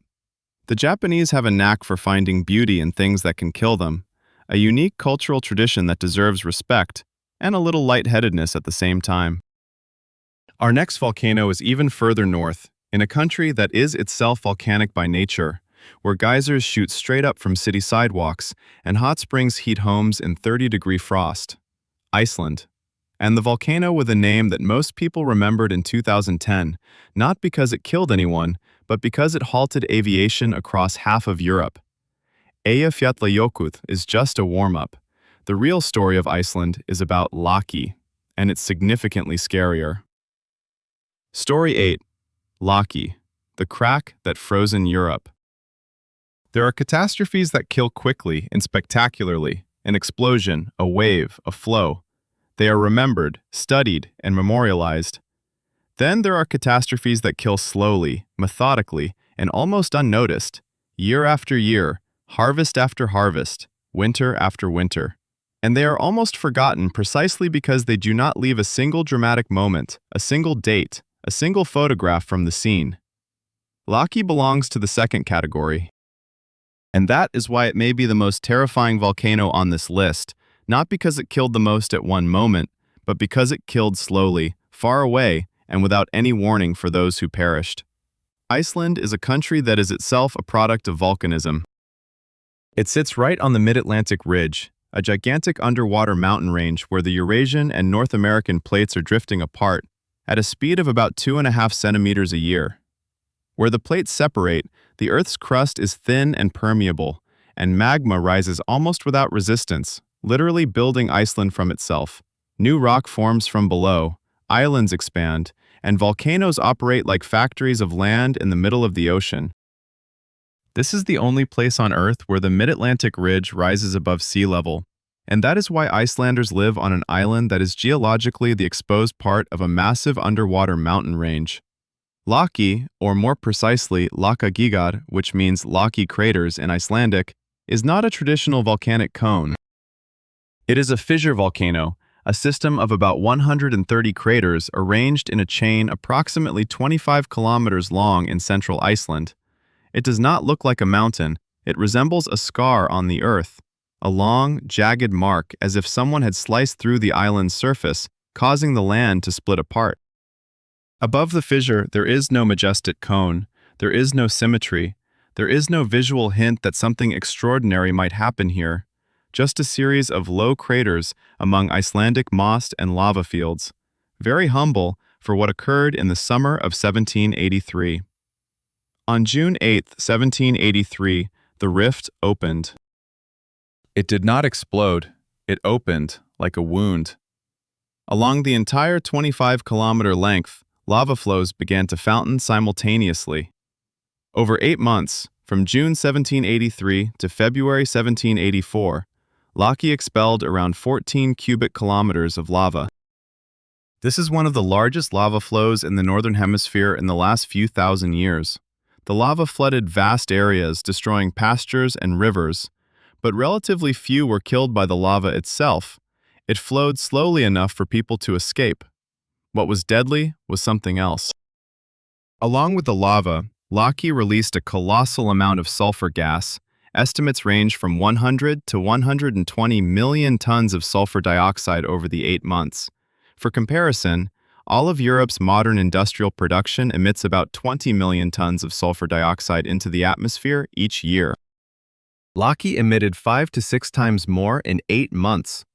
This gas rose into the atmosphere and began to spread over Europe, reacting with moisture and forming sulfuric acid aerosol, tiny droplets of sulfuric acid suspended in the air. The summer of 1783 in Europe was strange. Contemporaries described a thick fog that lay over the continent from June to August, not dissipating at night or in the wind. The sun appeared red and murky through it. The horizon took on unnatural orange hues at sunset. The smell of sulfur was detectable even in England and France. Gilbert White, an English naturalist and clergyman, noted in his diary for July 1783 observations of an unusual dry fog that did not produce condensation, was not felt as humidity, but was clearly something other than ordinary haze. He had no idea what he was witnessing. He was thousands of kilometers away from Iceland, and he had no information about what was happening there. News in the 18th century traveled slower than the sulfur cloud. This cloud was deadly. In France, during the summer of 1783, mortality rates sharply increased, especially among the elderly and children with respiratory illnesses. Doctors recorded an unusually high number of deaths from chest diseases, not understanding the underlying causes. In England, the mortality rate that summer, according to historians, exceeded normal levels by approximately 23,000 people. Across Western Europe, the total losses from respiratory diseases triggered by acid aerosol are estimated to be around 100,000 individuals. People were dying from the effects of a volcanic eruption that occurred thousands of kilometers away, completely unaware of its existence. But this was just the beginning. The winter of 1783 to 1784 in the Northern Hemisphere turned out to be one of the harshest in several centuries. The sulfuric acid aerosol in the atmosphere reflected sunlight, lowering surface temperatures. The average winter temperature in Europe dropped several degrees below normal. Rivers froze earlier than usual and thawed later. In North America, the winter of 1783 to 1784 was also abnormally cold. Benjamin Franklin, who was in Paris as the American ambassador at the time, recorded observations of unusual fog and extreme cold, and speculated, remarkably insightful for the 18th century, that a volcanic eruption somewhere to the north might be the cause. He did not know that Laki had erupted that very year. He was merely observing the effects and searching for causes. This was scientific thinking in its purest form. The consequences for agriculture were catastrophic. The cold summer of 1784 destroyed crops all across Europe. Famine struck several regions of France, especially hard hit were the northern and central provinces. This famine, according to several historians, was one of the key factors that propelled French society toward the Revolution of 1789. The direct line from a crack in Icelandic land to the storming of the Bastille is not a metaphor or conspiracy theory.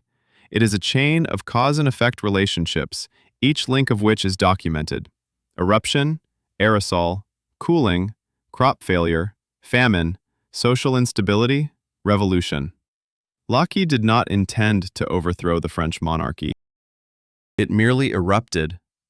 In Iceland itself, the consequences were incomparably more severe. The sulfuric acid aerosol settled on pastures and poisoned the grass. Livestock, at that time, Iceland mainly relied on animal husbandry, began to die en masse.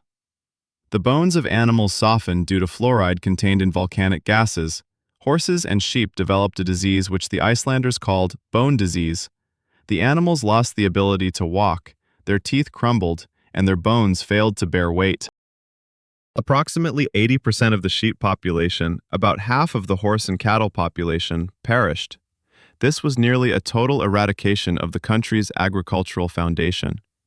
The famine that followed the loss of livestock claimed the lives of about 20% of the population of Iceland, roughly 9,000 to 10,000 people out of a total population of about 50,000, 1/5 of the country.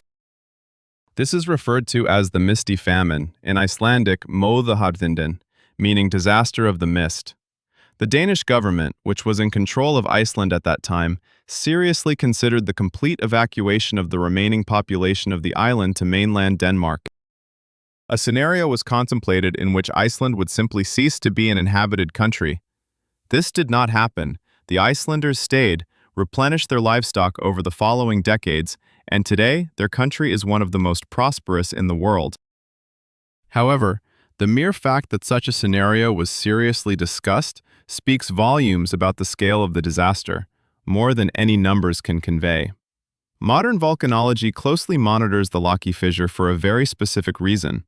The potential for another major fissure eruption in Iceland is one of the most thoroughly developed disaster scenarios in European planning.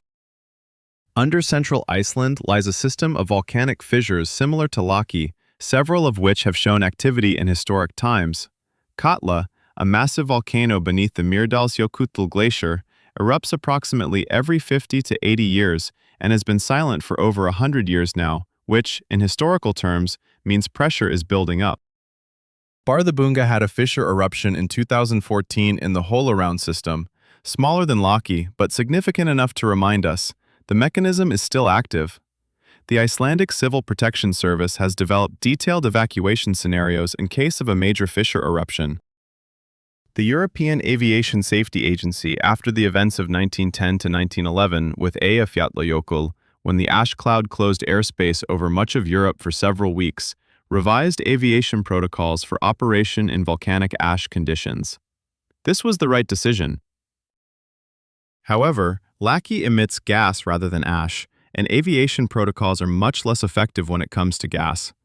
Today, tourists can visit the Laki crater system. It is part of the Skaftafell National Park and is accessible during the summer months via dirt roads. It is a long journey through the Icelandic highlands, with no pavement and the need for an off-road vehicle. But those who make the trip see one of the most breathtaking volcanic landscapes on the planet.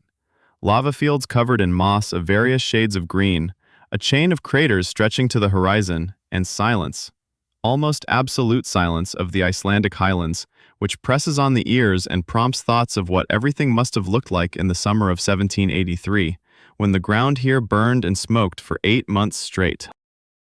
It's good to stand there and reflect on this. It's dangerous to forget that the ground beneath our feet is the same as it was back then. The same fissures, the same magma below, the same pressure that will one day find a way out again. Luck is best observed this way, standing nearby, in silence, on a summer day in Iceland, when the sun doesn't set and the light is endless. And to think about how the French Revolution might have Icelandic roots. History is rarely this simple and this incredible at the same time. Our next stop on the route is again the Pacific Ring of Fire, but this time we are heading towards North America, to the volcano that most Americans consider the most terrifying natural disaster in the country's modern history, to the mountain that destroyed itself one Sunday morning in 1980, an explosion directed not upwards but sideways. Mount St. Helens, the mountain that erupted horizontally. Story 9. Mount St. Helens, the mountain that shot to the side. There are volcanoes that kill from the bottom up, lava, ash, a cloud over the crater. This is an intuitive pattern. Danger from above, danger in the sky, danger where you look when you gaze at a volcano. Mount St. Helens broke this rule with such geometric audacity that even experienced volcanologists observing the mountain for months couldn't fully predict how it would erupt. It exploded horizontally. It shot sideways, as if the mountain decided traditional volcanic conventions no longer interested it. Washington State, in the northwest of the United States, is where the Cascade Mountains form a chain of volcanic cones along the Pacific coast. Rainier, Hood, Baker, Shasta, all are beautiful, all potentially active, all gaze down on the nearby cities with the same serene monumentality with which Vesuvius looks over Naples. Before 1980, Mount St. Helens might have been the most beautiful of them all, a perfectly symmetrical cone with a snow-capped peak reflected in Spirit Lake at its base. It was called the Fuji of America for its resemblance to the Japanese volcano, just as perfectly shaped, just as elegant, just as photogenic. Before May 18, 1980, warnings were present, this time plentiful and timely. As early as March 1980, earthquakes began on the mountain. At the end of March, the first phreatic explosion occurred, a small burst of steam and ash from the crater, leaving a crater about 70 meters in diameter at the summit. The U.S. Geological Survey installed seismographs and began round-the-clock monitoring. State authorities declared a no-go zone with a radius of about 25 kilometers and evacuated most residents from surrounding areas. This was the right decision, carried out largely correctly, with the exception of a few individuals who did not comply. Harry Truman, not the president, but an 83-year-old owner of a tourist lodge on the shores of Spirit Lake at the foot of the mountain, refused to leave. Categorically, publicly, and with great eloquence. He had lived in that spot for 54 years. He told journalists that he did not believe the mountain would harm him. He said the mountain was his friend. He said that if he was destined to die, then he would die here, on his land, next to his lake. Journalists adored him. He became a media star in the weeks leading up to the eruption, the stubborn old man against the volcano. Americans voted for him in polls. The authorities could not force him to leave.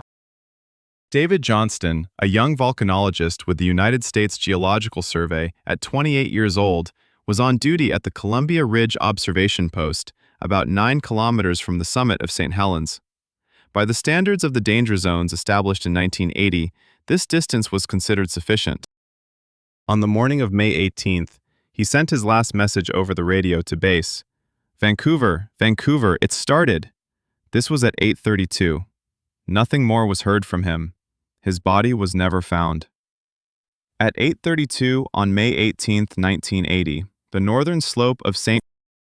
Helens, swollen from weeks of rising magma, turned into a massive bulge that extended about 1.5 kilometers beyond the original contour of the mountain, collapsed. This was the largest landslide in recorded history. Around 2.5 cubic kilometers of rock slid down in just a few seconds.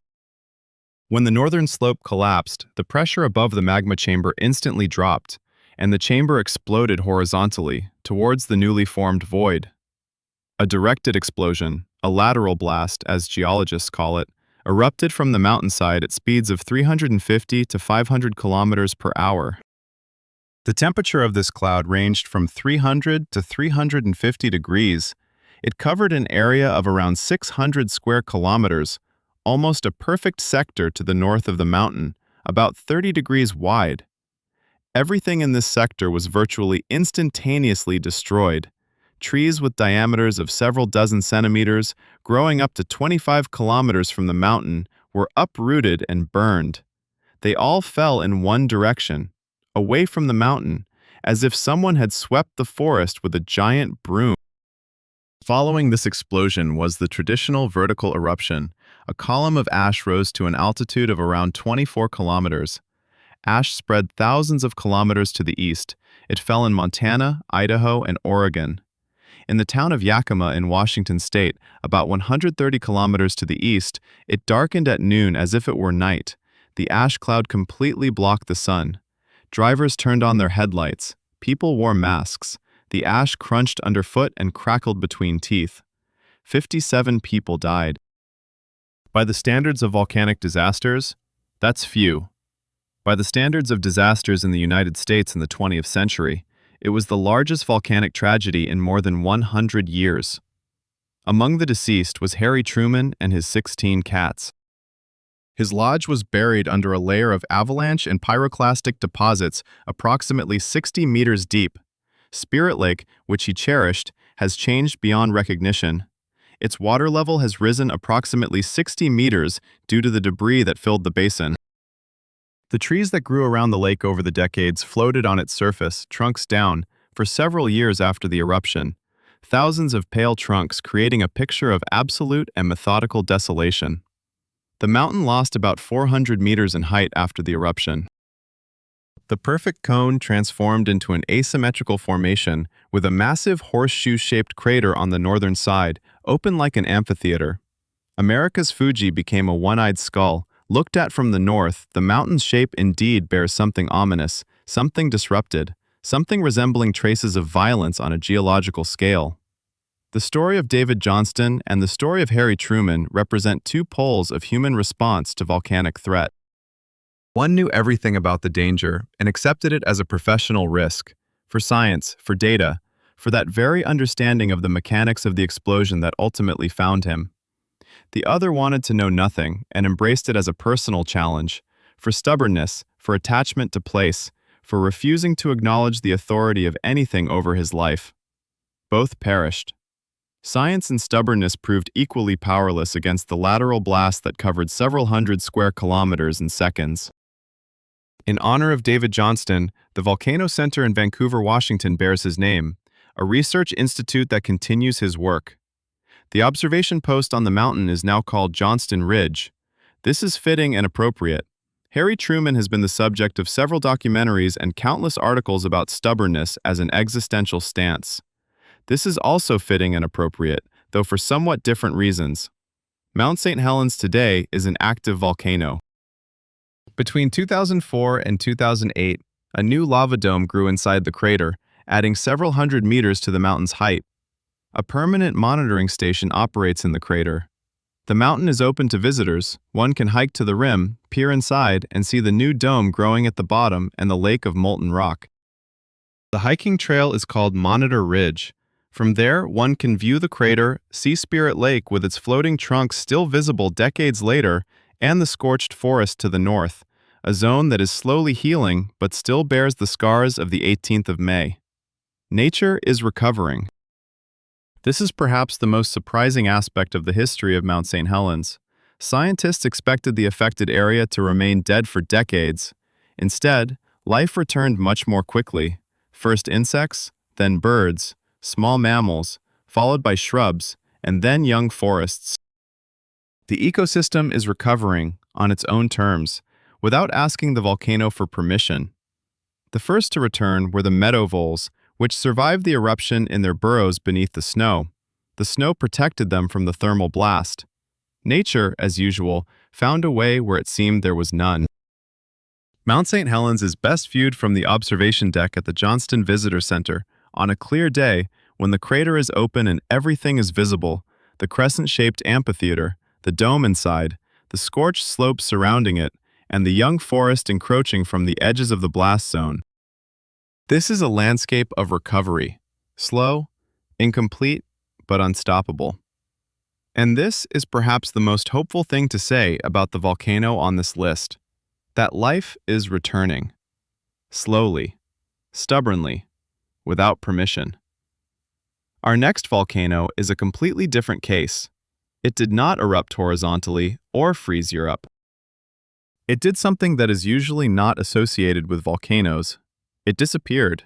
It simply vanished, erupted in such a way that nothing remained of the mountain except for a caldera filled with water, and a legend that the indigenous peoples of Oregon kept in oral traditions for thousands of years before geologists finally believed that this legend was true. Mazama, the mountain that is no more. Story 10. Mazama, the mountain that disappeared. There are volcanoes that everyone remembers. Krakatoa, Vesuvius, Mount St. Helens. Their names have become synonymous with catastrophe, their eruptions documented, photographed, and described by witnesses. Then there are volcanoes that no longer exist, ones that played their part in the history of the planet with such finality that all that remains is a void. A literal, physical void, filled with water, so beautiful that people come from all over the world to see it, often without contemplating what it is they are witnessing. They are seeing the place where a mountain once stood. Crater Lake, in the state of Oregon, is one of the most photographed natural sites in North America. The water has a shade of blue that is difficult to describe in words and almost impossible to convey in photographs. Not because the photographs are bad, but because this blue is so saturated, so deep, so unbelievable for a natural object that the brain registers it as an artifact, as a result of image processing, as a marketing trick. But this is not editing. It is simply very clean water of great depth, absorbing all wavelengths except blue. The lake reaches a depth of about 594 meters. It is the deepest lake in the United States and one of the deepest in the world. It is fed solely by rain and snow, no tributaries, no rivers, just atmospheric precipitation collecting in the basin left behind by Mount Mazama 7,700 years ago. 7,700 years is not that long ago in geological terms. In terms of human history, this is about when the first urban settlements in Mesopotamia were just beginning to form, when Stonehenge was still under construction, when several millennia remained before the advent of writing. But people were already living in what is now Oregon. The Klamath people and their ancestors inhabited this region, and they witnessed what happened to Mount Mazama. They did not just see it, they remembered, and they have passed it down from generation to generation for nearly 8,000 years. The legend of the Klamath people tells of a battle between Lau, the spirit of the underworld who dwelled in the mountain, and Skell, the spirit of the sky who lived on Mount Shasta. The battle was so fierce that the mountain collapsed and disappeared underground, leaving behind a lake. When American geologists began studying Crater Lake in the 19th century and piecing together the history of its formation, they initially regarded Klamath legends as mythology, beautiful but not worthy of historical evidence. Then geological data revealed that the eruption and collapse of Mount Mazama indeed occurred around 7,700 years ago. Furthermore, human artifacts found beneath the layers of volcanic ash from Mazama confirm the presence of people in the region at the time of the catastrophe. The Klamath legend turned out to be a geological chronicle, 8,000 years of oral tradition, and the story was preserved with enough accuracy to be verified through stratigraphic analysis. This is one of the oldest documented accounts of a volcanic catastrophe in human history. Oldest. And preserved not in stone or clay tablets, but in human memory, in words passed from father to son around the campfire for over 300 generations. Mount Mazama was a stratovolcano, a tall, symmetrical cone reaching, according to various reconstructions, from 3,300 to 3,700 meters above sea level. It was a large mountain, roughly comparable to modern-day Hood or Rainier. It stood in the Cascade Range, visible for hundreds of kilometers around, shaping the landscape of the region and likely serving as a landmark for the people living at its foot. Then, about 7,700 years ago, It began its final eruption. What happened to Mazama is referred to by geologists as a caldera-forming eruption, an event in which the magma chamber of the volcano is emptied so quickly and completely that the roof above it collapses inward. The mountain does not erupt outward in the usual sense, it collapses into itself, like a building from which the supporting structures have been removed. A colossal amount of pyroclastic material, ash, pumice, and hot gases first erupts. Then, when the pressure underneath falls, the mountain settles into the void that is formed. The scale of the Mazama eruption was monstrous. Geologists estimate the volume of ejected material to be around 50 cubic kilometers, about 5 times more than what Mount St. Helens released in 1980. The ash layer from Mazama can be found in geological sections across the entire northwestern United States. It serves as a marker horizon by which geologists date other events. Mazama ash has been discovered in ice cores from Greenland, in seabed sediments of the Pacific Ocean, and in soil profiles from British Columbia to California. The mountain literally dispersed across the continent. The pyroclastic flows from the Mazama eruption traveled through the surrounding valleys up to distances of 60 kilometers. Research shows that several flow paths closely match the routes taken by indigenous people in this region. The number of people who perished remains unknown.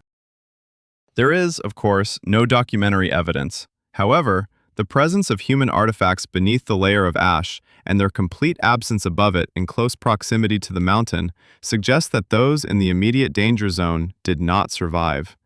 Those who were far enough away may have lived on. Perhaps they are the ones who preserved the accounts. After the eruption concluded and the caldera formed, it took several centuries for the basin to start filling with water. This is a slow process. Rain, snow, melting, and seepage occurring year after year, decade after decade. At the same time, volcanic activity of a smaller scale continued within the caldera. Small cones built up on the basin floor, some of which rose above the water level, forming islands. The most famous of these is Wizard Island, a perfect cone in the middle of the lake that tourists see in all photographs of Crater Lake. It is also a volcano, a small one, formed after the collapse of Mazama, acting as a sort of postscript to the catastrophe. Beneath the water of Crater Lake lies an entire volcanic landscape, hydrothermal vents at the bottom, traces of more recent eruptions, cones, and cracks. Several scientific expeditions using deep-sea apparatus have explored the lake's bottom and discovered living microbial mats around the hydrothermal vents, oases of life at depths of several hundred meters in water where light does not penetrate.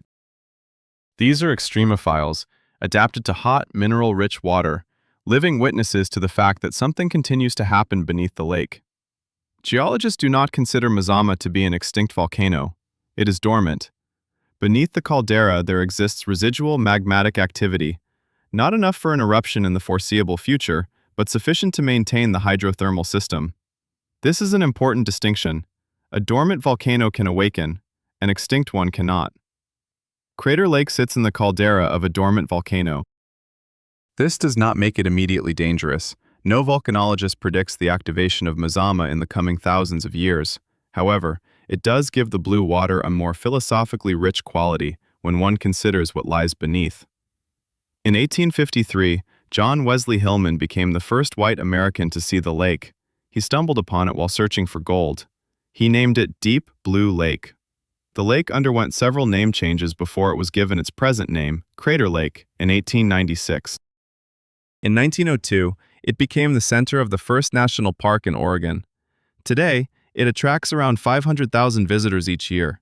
They photograph the blue water, eat sandwiches at viewpoints, buy magnets featuring Wizard Island, and leave with memories of the bluest lake they have ever seen. Few people pay enough attention to the geological signs along the trail. Those that explain how this landscape was formed by one of the largest volcanic events in North American history.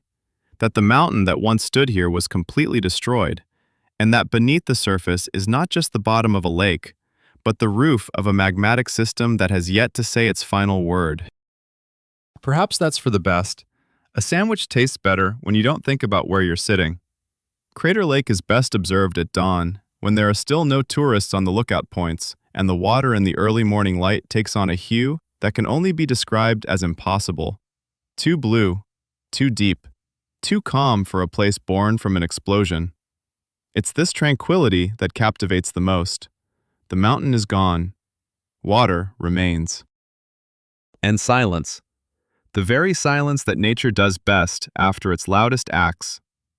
The next volcano on our journey is located on the other side of the Pacific Ocean, and it poses a threat of a completely different scale and nature.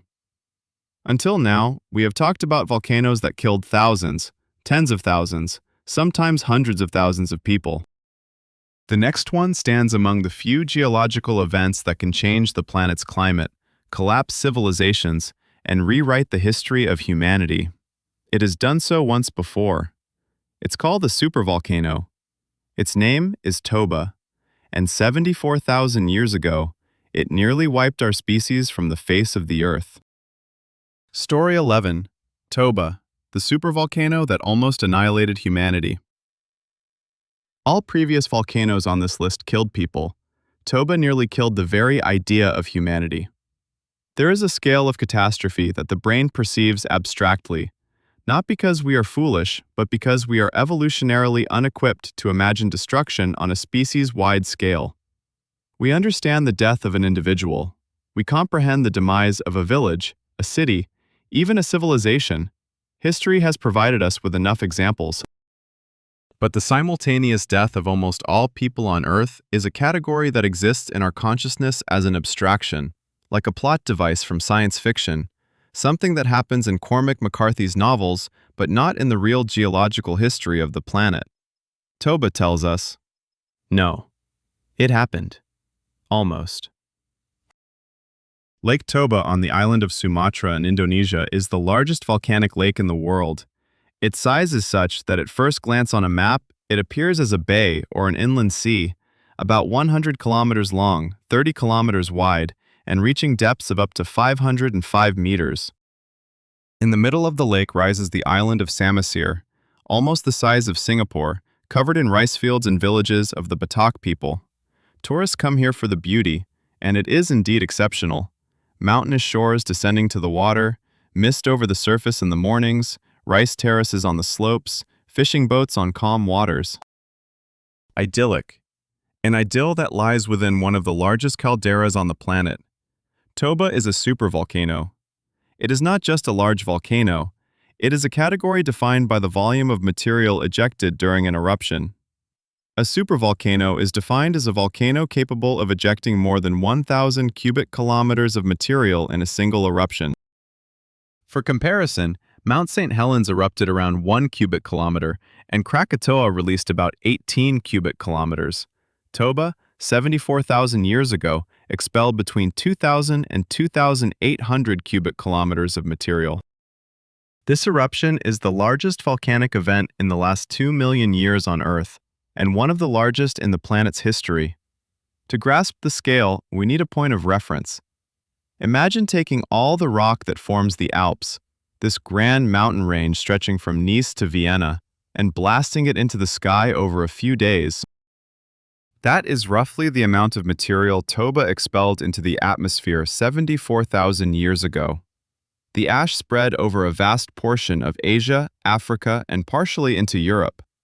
Layers of ash several centimeters thick are still found in geological sections from India to East Africa. In certain areas of India, these layers reach up to 6 meters in thickness. 6 meters of ash isn't just a cloud over a city, it's a burial under a gray blanket that destroyed vegetation, poisoned water, and rendered the soil incapable of sustaining life for years. But ash is merely the immediate consequence. The real blow was dealt to the atmosphere. Toba released an enormous amount of sulfur dioxide into the stratosphere. Estimates range from 1,000 to 6,000 million tons.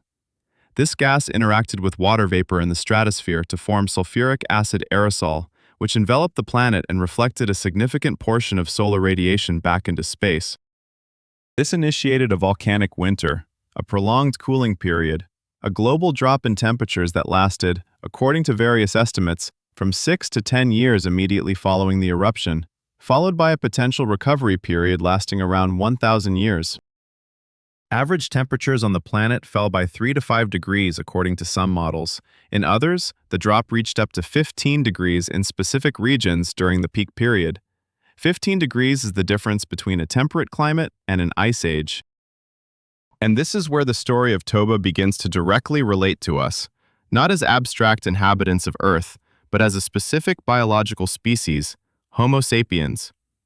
In the early 1990s, American geneticist Lynn Wild and anthropologist Michael Rampino independently noted a curious phenomenon in the genetic structure of humanity. The genetic diversity of Homo sapiens is anomalously low compared to other large primates. African chimpanzees exhibit greater genetic variety than the over 7 billion people on the entire planet. This suggests that at some point in the past, the human population went through what's known as a bottleneck, a sharp reduction in numbers, after which all modern humans descend from a relatively small group of survivors. Genetic data suggests that this bottleneck occurred approximately 70 to 75,000 years ago. Toba erupted 74,000 years ago. Coincidence? Possibly. The Toba bottleneck hypothesis is one of the most debated topics in modern anthropology and genetics. Some researchers believe that the eruption reduced the human population to just a few thousand, or perhaps a few hundred individuals, creating the genetic uniformity we observe today. Others challenge the direct cause and effect relationship, citing archaeological evidence of human presence in South Asia both before and after the eruption. The discussion is far from closed, and, seemingly, it will remain open for some time, as we currently lack the data needed for a definitive answer. But the mere possibility that one volcano nearly put an end to our species 74,000 years ago, that we might be descendants of a few thousand survivors from the most terrifying natural catastrophe experienced by Homo sapiens, this possibility alters something in our perception of ourselves. We look at Lake Toba and see beautiful water in the mountains, yet this water lies in a wound inflicted on the earth by an event that may have stood between our existence and oblivion. Toba is not alone in its category. There are several supervolcanoes on the planet, geological structures capable of eruptions of such magnitude. Yellowstone in the United States is perhaps the most famous, situated directly beneath one of North America's most popular national parks. The Phlegraean Fields near Naples is a caldera covering about 130 square kilometers, partially underwater in the Bay of Naples and partially beneath the city itself. Taupo in New Zealand, whose last major eruption around 1,800 years ago was so powerful that its effects were documented in Chinese and Roman chronicles as unusual atmospheric events. All of them remain active. All are monitored. None show signs of an impending super-eruption in the near future. That near future is an important clarification. For supervolcanoes, near future means several thousand years. This is nothing in geological time. It is a lot in human terms. Yellowstone has erupted at intervals of approximately 600 to 800,000 years, with the last major eruption occurring around 640,000 years ago. By this approximate rhythm, the next one is bound to happen someday. This does not mean soon, it means inevitable in the long run. And this is why Yellowstone, the Phlegraean Fields, and other supervolcanoes hold a distinct place in global volcanic monitoring programs. Today, Toba is a tourist paradise. The lake is incredibly beautiful. Samosir Island, with its Batak villages, traditional architecture, and rice terraces, is one of the most picturesque places in Indonesia. Tourists swim in the lake, eat fish on wooden restaurant terraces over the water, and photograph sunsets against the mountainous shores. The waters of Lake Toba are clear and cool. Toba is located high enough that the heat of Sumatra feels milder here than usual. Beneath this surface lies a magmatic system that is not cooled down. Under the lake's bottom, beneath the caldera, under the island of Samosir, there is hot rock, a remnant heat from an event 74,000 years ago, a geologically active structure that has made its presence known through hydrothermal springs along the shores and periodic seismic activity. Toba does not sleep deeply. It dozes, much like very large things do, heavily, slowly, with the awareness that there is no rush. When you sit on the terrace overlooking Lake Toba and watch the water in the rays of the setting sun. It is easy to think of beauty and tranquility. It is harder to think that all this beauty is a direct consequence of an event that almost wiped out your ancestors, that you are sitting over a caldera into which a mountain the size of a small mountainous country collapsed, that the water beneath your feet is 74,000 years of rain and snow collected in a pit dug by a supervolcano. Toba is best observed in this way, from a table with a cup of local coffee above the blue waters in complete silence, and to allow yourself just a moment to ponder. We are here only because enough survived back then. Enough means a few thousand people scattered across Africa and Asia, who endured a nuclear winter without warning, without understanding, with no hope that this would ever end. They survived. We are the result of their survival. Lake Toba is a beautiful monument to their resilience, which is utterly indifferent to this fact. Next on our list is a volcano that did not destroy civilizations nor change the planet's climate. It does something more mundane, and thus no less terrifying. It simply never stops.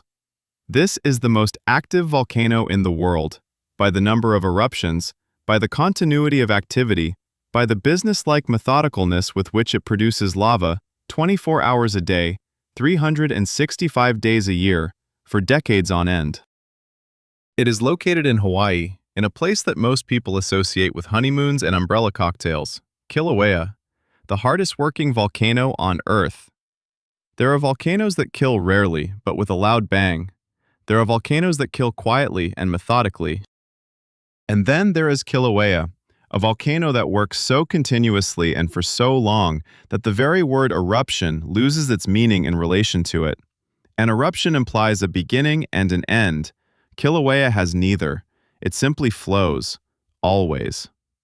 Since 1983, that is, for more than 40 years, lava has been continuously flowing down its slopes. This is not a catastrophe. It is just a mode of operation.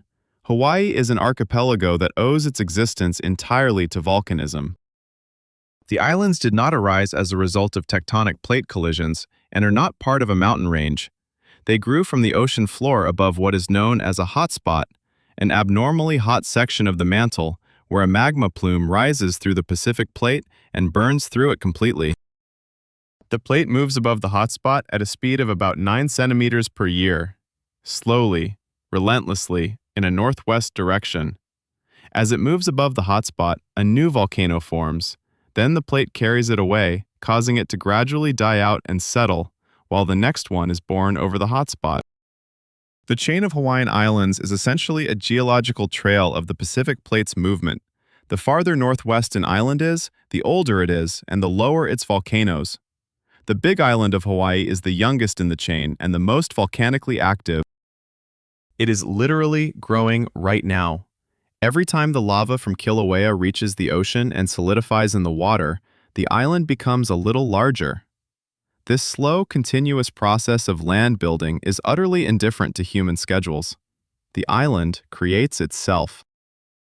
Kilauea plays the role of the main construction tool, tireless, monotonous, working without days off. The very name Kilauea in Hawaiian means much spreading or spreading out. This is an accurate description. Kilauea is a shield volcano, its shape fundamentally different from the classic cone of Vesuvius or Mount St. Helens. Its profile resembles a warrior's shield lying convex side up, gentle, wide, rising almost imperceptibly from the shore to its peak. Kilauea stands at around 1,247 meters, relatively modest for a volcano of its significance. But its modesty is deceptive. Beneath this gentle profile lies one of the most active magmatic systems on the planet, fed directly from a mantle plume beneath the island. The lava of Kilauea is basaltic, with low silica content. It is liquid and flowing, almost like thick honey, compared to the viscous andesitic lava of Soufriere Hills or Unzen. It flows rather than explodes. The temperature of fresh lava at the surface ranges from 1,100 to 1,200 degrees. This is molten rock flowing across the land. On the outside, the lava flow is covered with a dark crust of cooled rock, but inside it remains liquid and hot, moving forward like a living creature, slowly, methodically, flowing around obstacles, filling depressions, finding its way as the terrain dictates. The gods of Hawaiian mythology have not overlooked Kilauea. Pele, the goddess of volcanoes, fire, and creation, is said to inhabit the Halemaumau crater, one of the main active craters of the volcano. Hawaiian tradition describes Pele as a volatile, passionate being who does not tolerate disrespect. She creates islands from fire and destroys anything that stands in her path. Lava flows that destroy villages, in the traditional worldview of Hawaiians, are not a disaster but the will of Pele, which cannot be contested and should not be attempted to be stopped. One can only yield. This worldview has proven remarkably pragmatic. Unlike the inhabitants of many other volcanic regions, Hawaiians have historically built their settlements with consideration of lava flow characteristics, on higher ground, away from traditional lava paths. They knew that Pele would return. They simply tried not to stand in her way. The eruption of 1983, known as Pu'u'o'o, named after the crater where it began, became the longest eruption in the documented history of Kilauea. Over more than 35 years of continuous activity, until its conclusion in 2018, it destroyed around 200 homes, covered about 120 square kilometers of land with lava, created new shorelines, and added several square kilometers of new land to the island. It also obliterated an entire village, Kalapana, a small community on the island's eastern coast, which was buried under lava in the late 80s. The residents managed to evacuate, their homes did not. However, 2018 added a new chapter to the story, one that was significantly more dramatic. In May of 2018, Kilauea's activity sharply changed its character. The Pu'u'o'o system collapsed, and magma rushed through underground channels to the lower east rift zone of the island, right into the residential areas of Leilani estates. The ground literally opened up beneath people's feet. Cracks appeared in gardens, on roads, right in the yards of houses. Fountains of lava erupted from the cracks, reaching heights of up to 60 meters, bright orange columns of molten rock rising above the palm trees and rooftops. It looked like a scene from a Hollywood apocalyptic movie, with the difference that the film crew didn't have time to run away from the frame along with the others. Around 2,000 residents were evacuated. About 700 houses were destroyed. Lava flows from the cracks merged into rivers of molten rock, burning everything in their path as they flowed toward the ocean. When the lava reached the ocean, it produced what is known as laze, a cloud of steam, hydrochloric acid, and fine volcanic glass that is toxic when inhaled.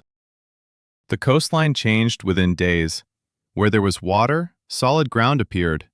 Where homes used to stand, a black desert of cooled lava. One of the most gripping and alarming episodes of that eruption was the fate of the Puna geothermal power plant, located in the area of crack activity. The plant harnessed geothermal energy from underground hot rocks to generate electricity, literally drawing energy from the same source that was now destroying it. Staff were evacuated in advance, and the wells were sealed to prevent uncontrolled releases of geothermal steam and hydrogen sulfide. The operation was successful. The lava reached the plant's area, partially destroying the equipment and solidifying there, turning the geothermal facility into a black monument amidst the lava field. Despite its destructive power, the eruption of 2018 claimed only one life directly. A man was fatally injured when a lava bomb ejected by an explosion from the crater struck a boat carrying tourists who were observing the lava from the sea. This is characteristic of Kilauea. Its lava rarely kills, primarily because it is slow and predictable enough for people to escape in time. But to leave means to abandon your home, to leave everything you've built. To watch as what took years to create is slowly and methodically consumed by a black river. After the main phase of the eruption of 2018, Kilauea did not settle down. In 2019, the formation of a lava lake began again in the Halemaumau crater. In 2020 and 21, the activity sharply intensified. The lava lake reached impressive sizes and depths, turning the crater into a cauldron of boiling molten rock. This spectacle was broadcast live by the United States Geological Survey, Hundreds of thousands of people around the world watched the live stream of boiling lava in real time. Kilauea became the first volcano in history with its own continuous streaming channel. Pele would have appreciated the wide reach of the audience. Hawaii Volcanoes National Park, which includes Kilauea, receives around 1 million tourists each year. It is one of the most visited national parks in the United States, and one of the few where the main attraction can change or disappear literally overnight. Viewpoints over the Halemaumau crater are opened and closed depending on the level of volcanic gases in the air. Trails to the lava fields are opened and closed depending on the direction of active flows. The park operates on the volcano schedule, not the other way around. Tourists observing from approved viewpoints the lava flowing to the ocean or the glowing lake in the crater describe it as one of the most powerful experiences of their lives. These are not empty words. There is something fundamentally different about witnessing the birth of rock right now in real time. Seeing what will become part of the island in a million years flow past you in a crimson stream and harden with a quiet crackle. This is creation, not destruction, although the boundary between them at Kilauea is fundamentally blurred. The volcano destroys homes and builds islands.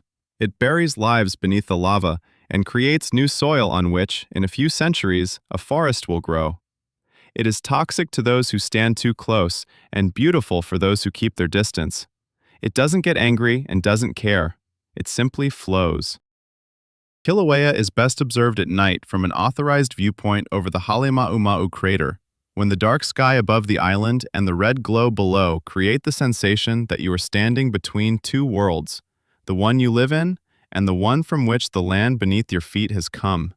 This feeling is unforgettable. Just like the smell of sulfur in your nostrils and the warmth rising up through your shoes, and the understanding that down below, under the thin crust of solidified rock, flows the same substance that has been flowing here long before the first human appeared, and will continue to flow long after the last light is extinguished. Speaking of extinguishing light, it's time to talk about our last volcano, the 13th. It is not in Indonesia, not in Africa, not in Hawaii. It is underground in the American state of Wyoming, beneath the most beautiful national park in the country, under geysers and hot springs, beneath herds of bison and crowds of tourists with cameras. It has not erupted for approximately 640,000 years, and this is the most alarming thing that can be said about it. Welcome to Yellowstone. Story 13. Yellowstone, the beast beneath the most beautiful park on Earth. There is a certain irony in the fact that the most potentially dangerous volcano in North America is not located in some inaccessible corner of the wilderness, not in the jungles of the Congo, and not at the bottom of the Pacific Ocean. It is situated in the very heart of one of the most visited tourist destinations in the world, a place that sees around 4 million visitors each year, where souvenirs featuring Old Faithful geyser are sold, where children feed bison from car windows, and where tourist brochures describe the landscape with phrases like pristine beauty and wonders of nature. All these wonders are a direct result of the supervolcano lying beneath your feet. Yellowstone National Park is primarily located in the state of Wyoming, partially extending into Montana and Idaho. The park covers an area of approximately 8,900 square kilometers. It is a vast territory filled with pine forests, meadows, rivers, and lakes, inhabited by bears, wolves, moose, and bison. The landscape boasts a special kind of American grandeur that is difficult to describe to someone who hasn't seen it. Too vast, too open, too casually beautiful. The horizon stretches so far that it seems the earth bends before your eyes. And amidst all this beauty, geysers. About half of all the geysers in the world are concentrated in Yellowstone. There are around 500 active geysers, thousands of hot springs, mud pots, fumaroles, and thermal pools in fantastic colors, ranging from cobalt blue through turquoise and green to yellow and orange. This colorful diversity is created not by minerals or magic, but by thermophilic bacteria, microorganisms that thrive in boiling water and create biochemical structures whose pigmentation depends on the water temperature. The closer you are to the center of the spring, the hotter and bluer it is. The farther you move toward the edge, the cooler and brighter the orange becomes. The Grand Prismatic Spring, the most photographed feature in the park, looks like something generated by an artificial intelligence with a prompt of impossibly beautiful natural body of water. Concentric rings of color, from bright blue in the center through green, yellow, and orange to brown at the edges, with a diameter of around 120 meters and a temperature of about 87 degrees at the center. Steam rises above the surface and gently drifts over the wooden boardwalks that tourists walk upon. This is one of the most stunning natural sights on the planet. It is also a direct testament that beneath you lies a system of hydrothermal channels heated by the magma of the supervolcano. Beneath Yellowstone lies what geologists refer to as the Yellowstone hotspot, a mantle plume that is piercing through the North American plate from below. The magma chamber, or rather, two chambers located at different depths, spans about 90 kilometers in length and approximately 30 in width. The upper chamber is located approximately between 8 and 3 kilometers beneath the surface. This is not an abstraction or a hypothetical construct. It is a real volume of molten and partially molten rock, the size of which was determined by seismic probing in 2015. The lower chamber, discovered at the same time, is even larger, around 460 kilometers long. The Yellowstone caldera, formed during the last major eruption about 640,000 years ago, measures approximately 72 by 55 kilometers. It occupies a significant portion of the park's central region. Most tourists wandering through Yellowstone find themselves within the caldera, literally inside the remnants of the supervolcano's crater, often unaware of this fact. This perspective can change the nature of one's walk if you think about it closely. Yellowstone has erupted 3 times in the last 2 million years, with intervals of approximately 600 to 800,000 years.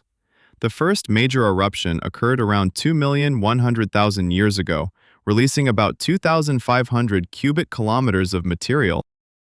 The second eruption happened around 1,300,000 years ago and produced around 280 cubic kilometers. The third, the one that took place 640,000 years ago, released about 1,000 cubic kilometers. The pattern of these 3 eruptions, spaced 600 to 700,000 years apart, seems to indicate something obvious. The last was 640,000 years ago. The difference in intervals leads some journalists to write that Yellowstone is overdue. Geologists respond to this with grim professional patience. First, 3 points do not create a reliable rhythm. This is too small a sample size for statistically significant conclusions. Second, volcanoes do not operate on a schedule. Third, monitoring of Yellowstone does not show signs of an impending supereruption, neither now nor in the foreseeable future. The United States Geological Survey, which conducts continuous monitoring with hundreds of seismographs, GPS sensors, and satellite measurements, assesses the likelihood of a supereruption in the coming decades as extremely low. Smaller eruptions, volcanic but not of supervolcanic scale, are more likely, but are also not predicted in the near future. However, this does not mean that Yellowstone is quiet and still. The surface of the caldera is constantly moving. It slowly rises and falls as pressure within the magma chambers changes. Over the last few decades, some areas of the caldera floor have risen nearly 1 meter, then fallen, and then risen again. This is normal breathing activity of an active magmatic system, not a precursor to an eruption, but simply a manifestation of the life of what lies beneath the ground. Seismic activity in the region is also ongoing. Thousands of small earthquakes occur every year, most of which are too minor for humans to feel, but are easily recorded by instruments. In March 2014, an earthquake with a magnitude of 4.8 struck the park, one of the strongest in recent years. Tourists on the viewing platforms felt the tremor. Bison, which were moving in large numbers along one of the park's roads that day, were captured on video. Their movement was quickly interpreted on social media as a fleeing from an eruption. The U.S. Geological Survey patiently explained that the bison were heading to their winter grazing grounds, a routine they follow every year at this time, regardless of seismic activity. Social media disregarded the explanation. If Yellowstone were to erupt on the scale of a supereruption someday in the uncertain future, the consequences would be global. A layer of ash would cover a significant portion of the United States. States within a radius of several hundred kilometers would find themselves under a meter of ash. Agricultural lands in Central America would be destroyed.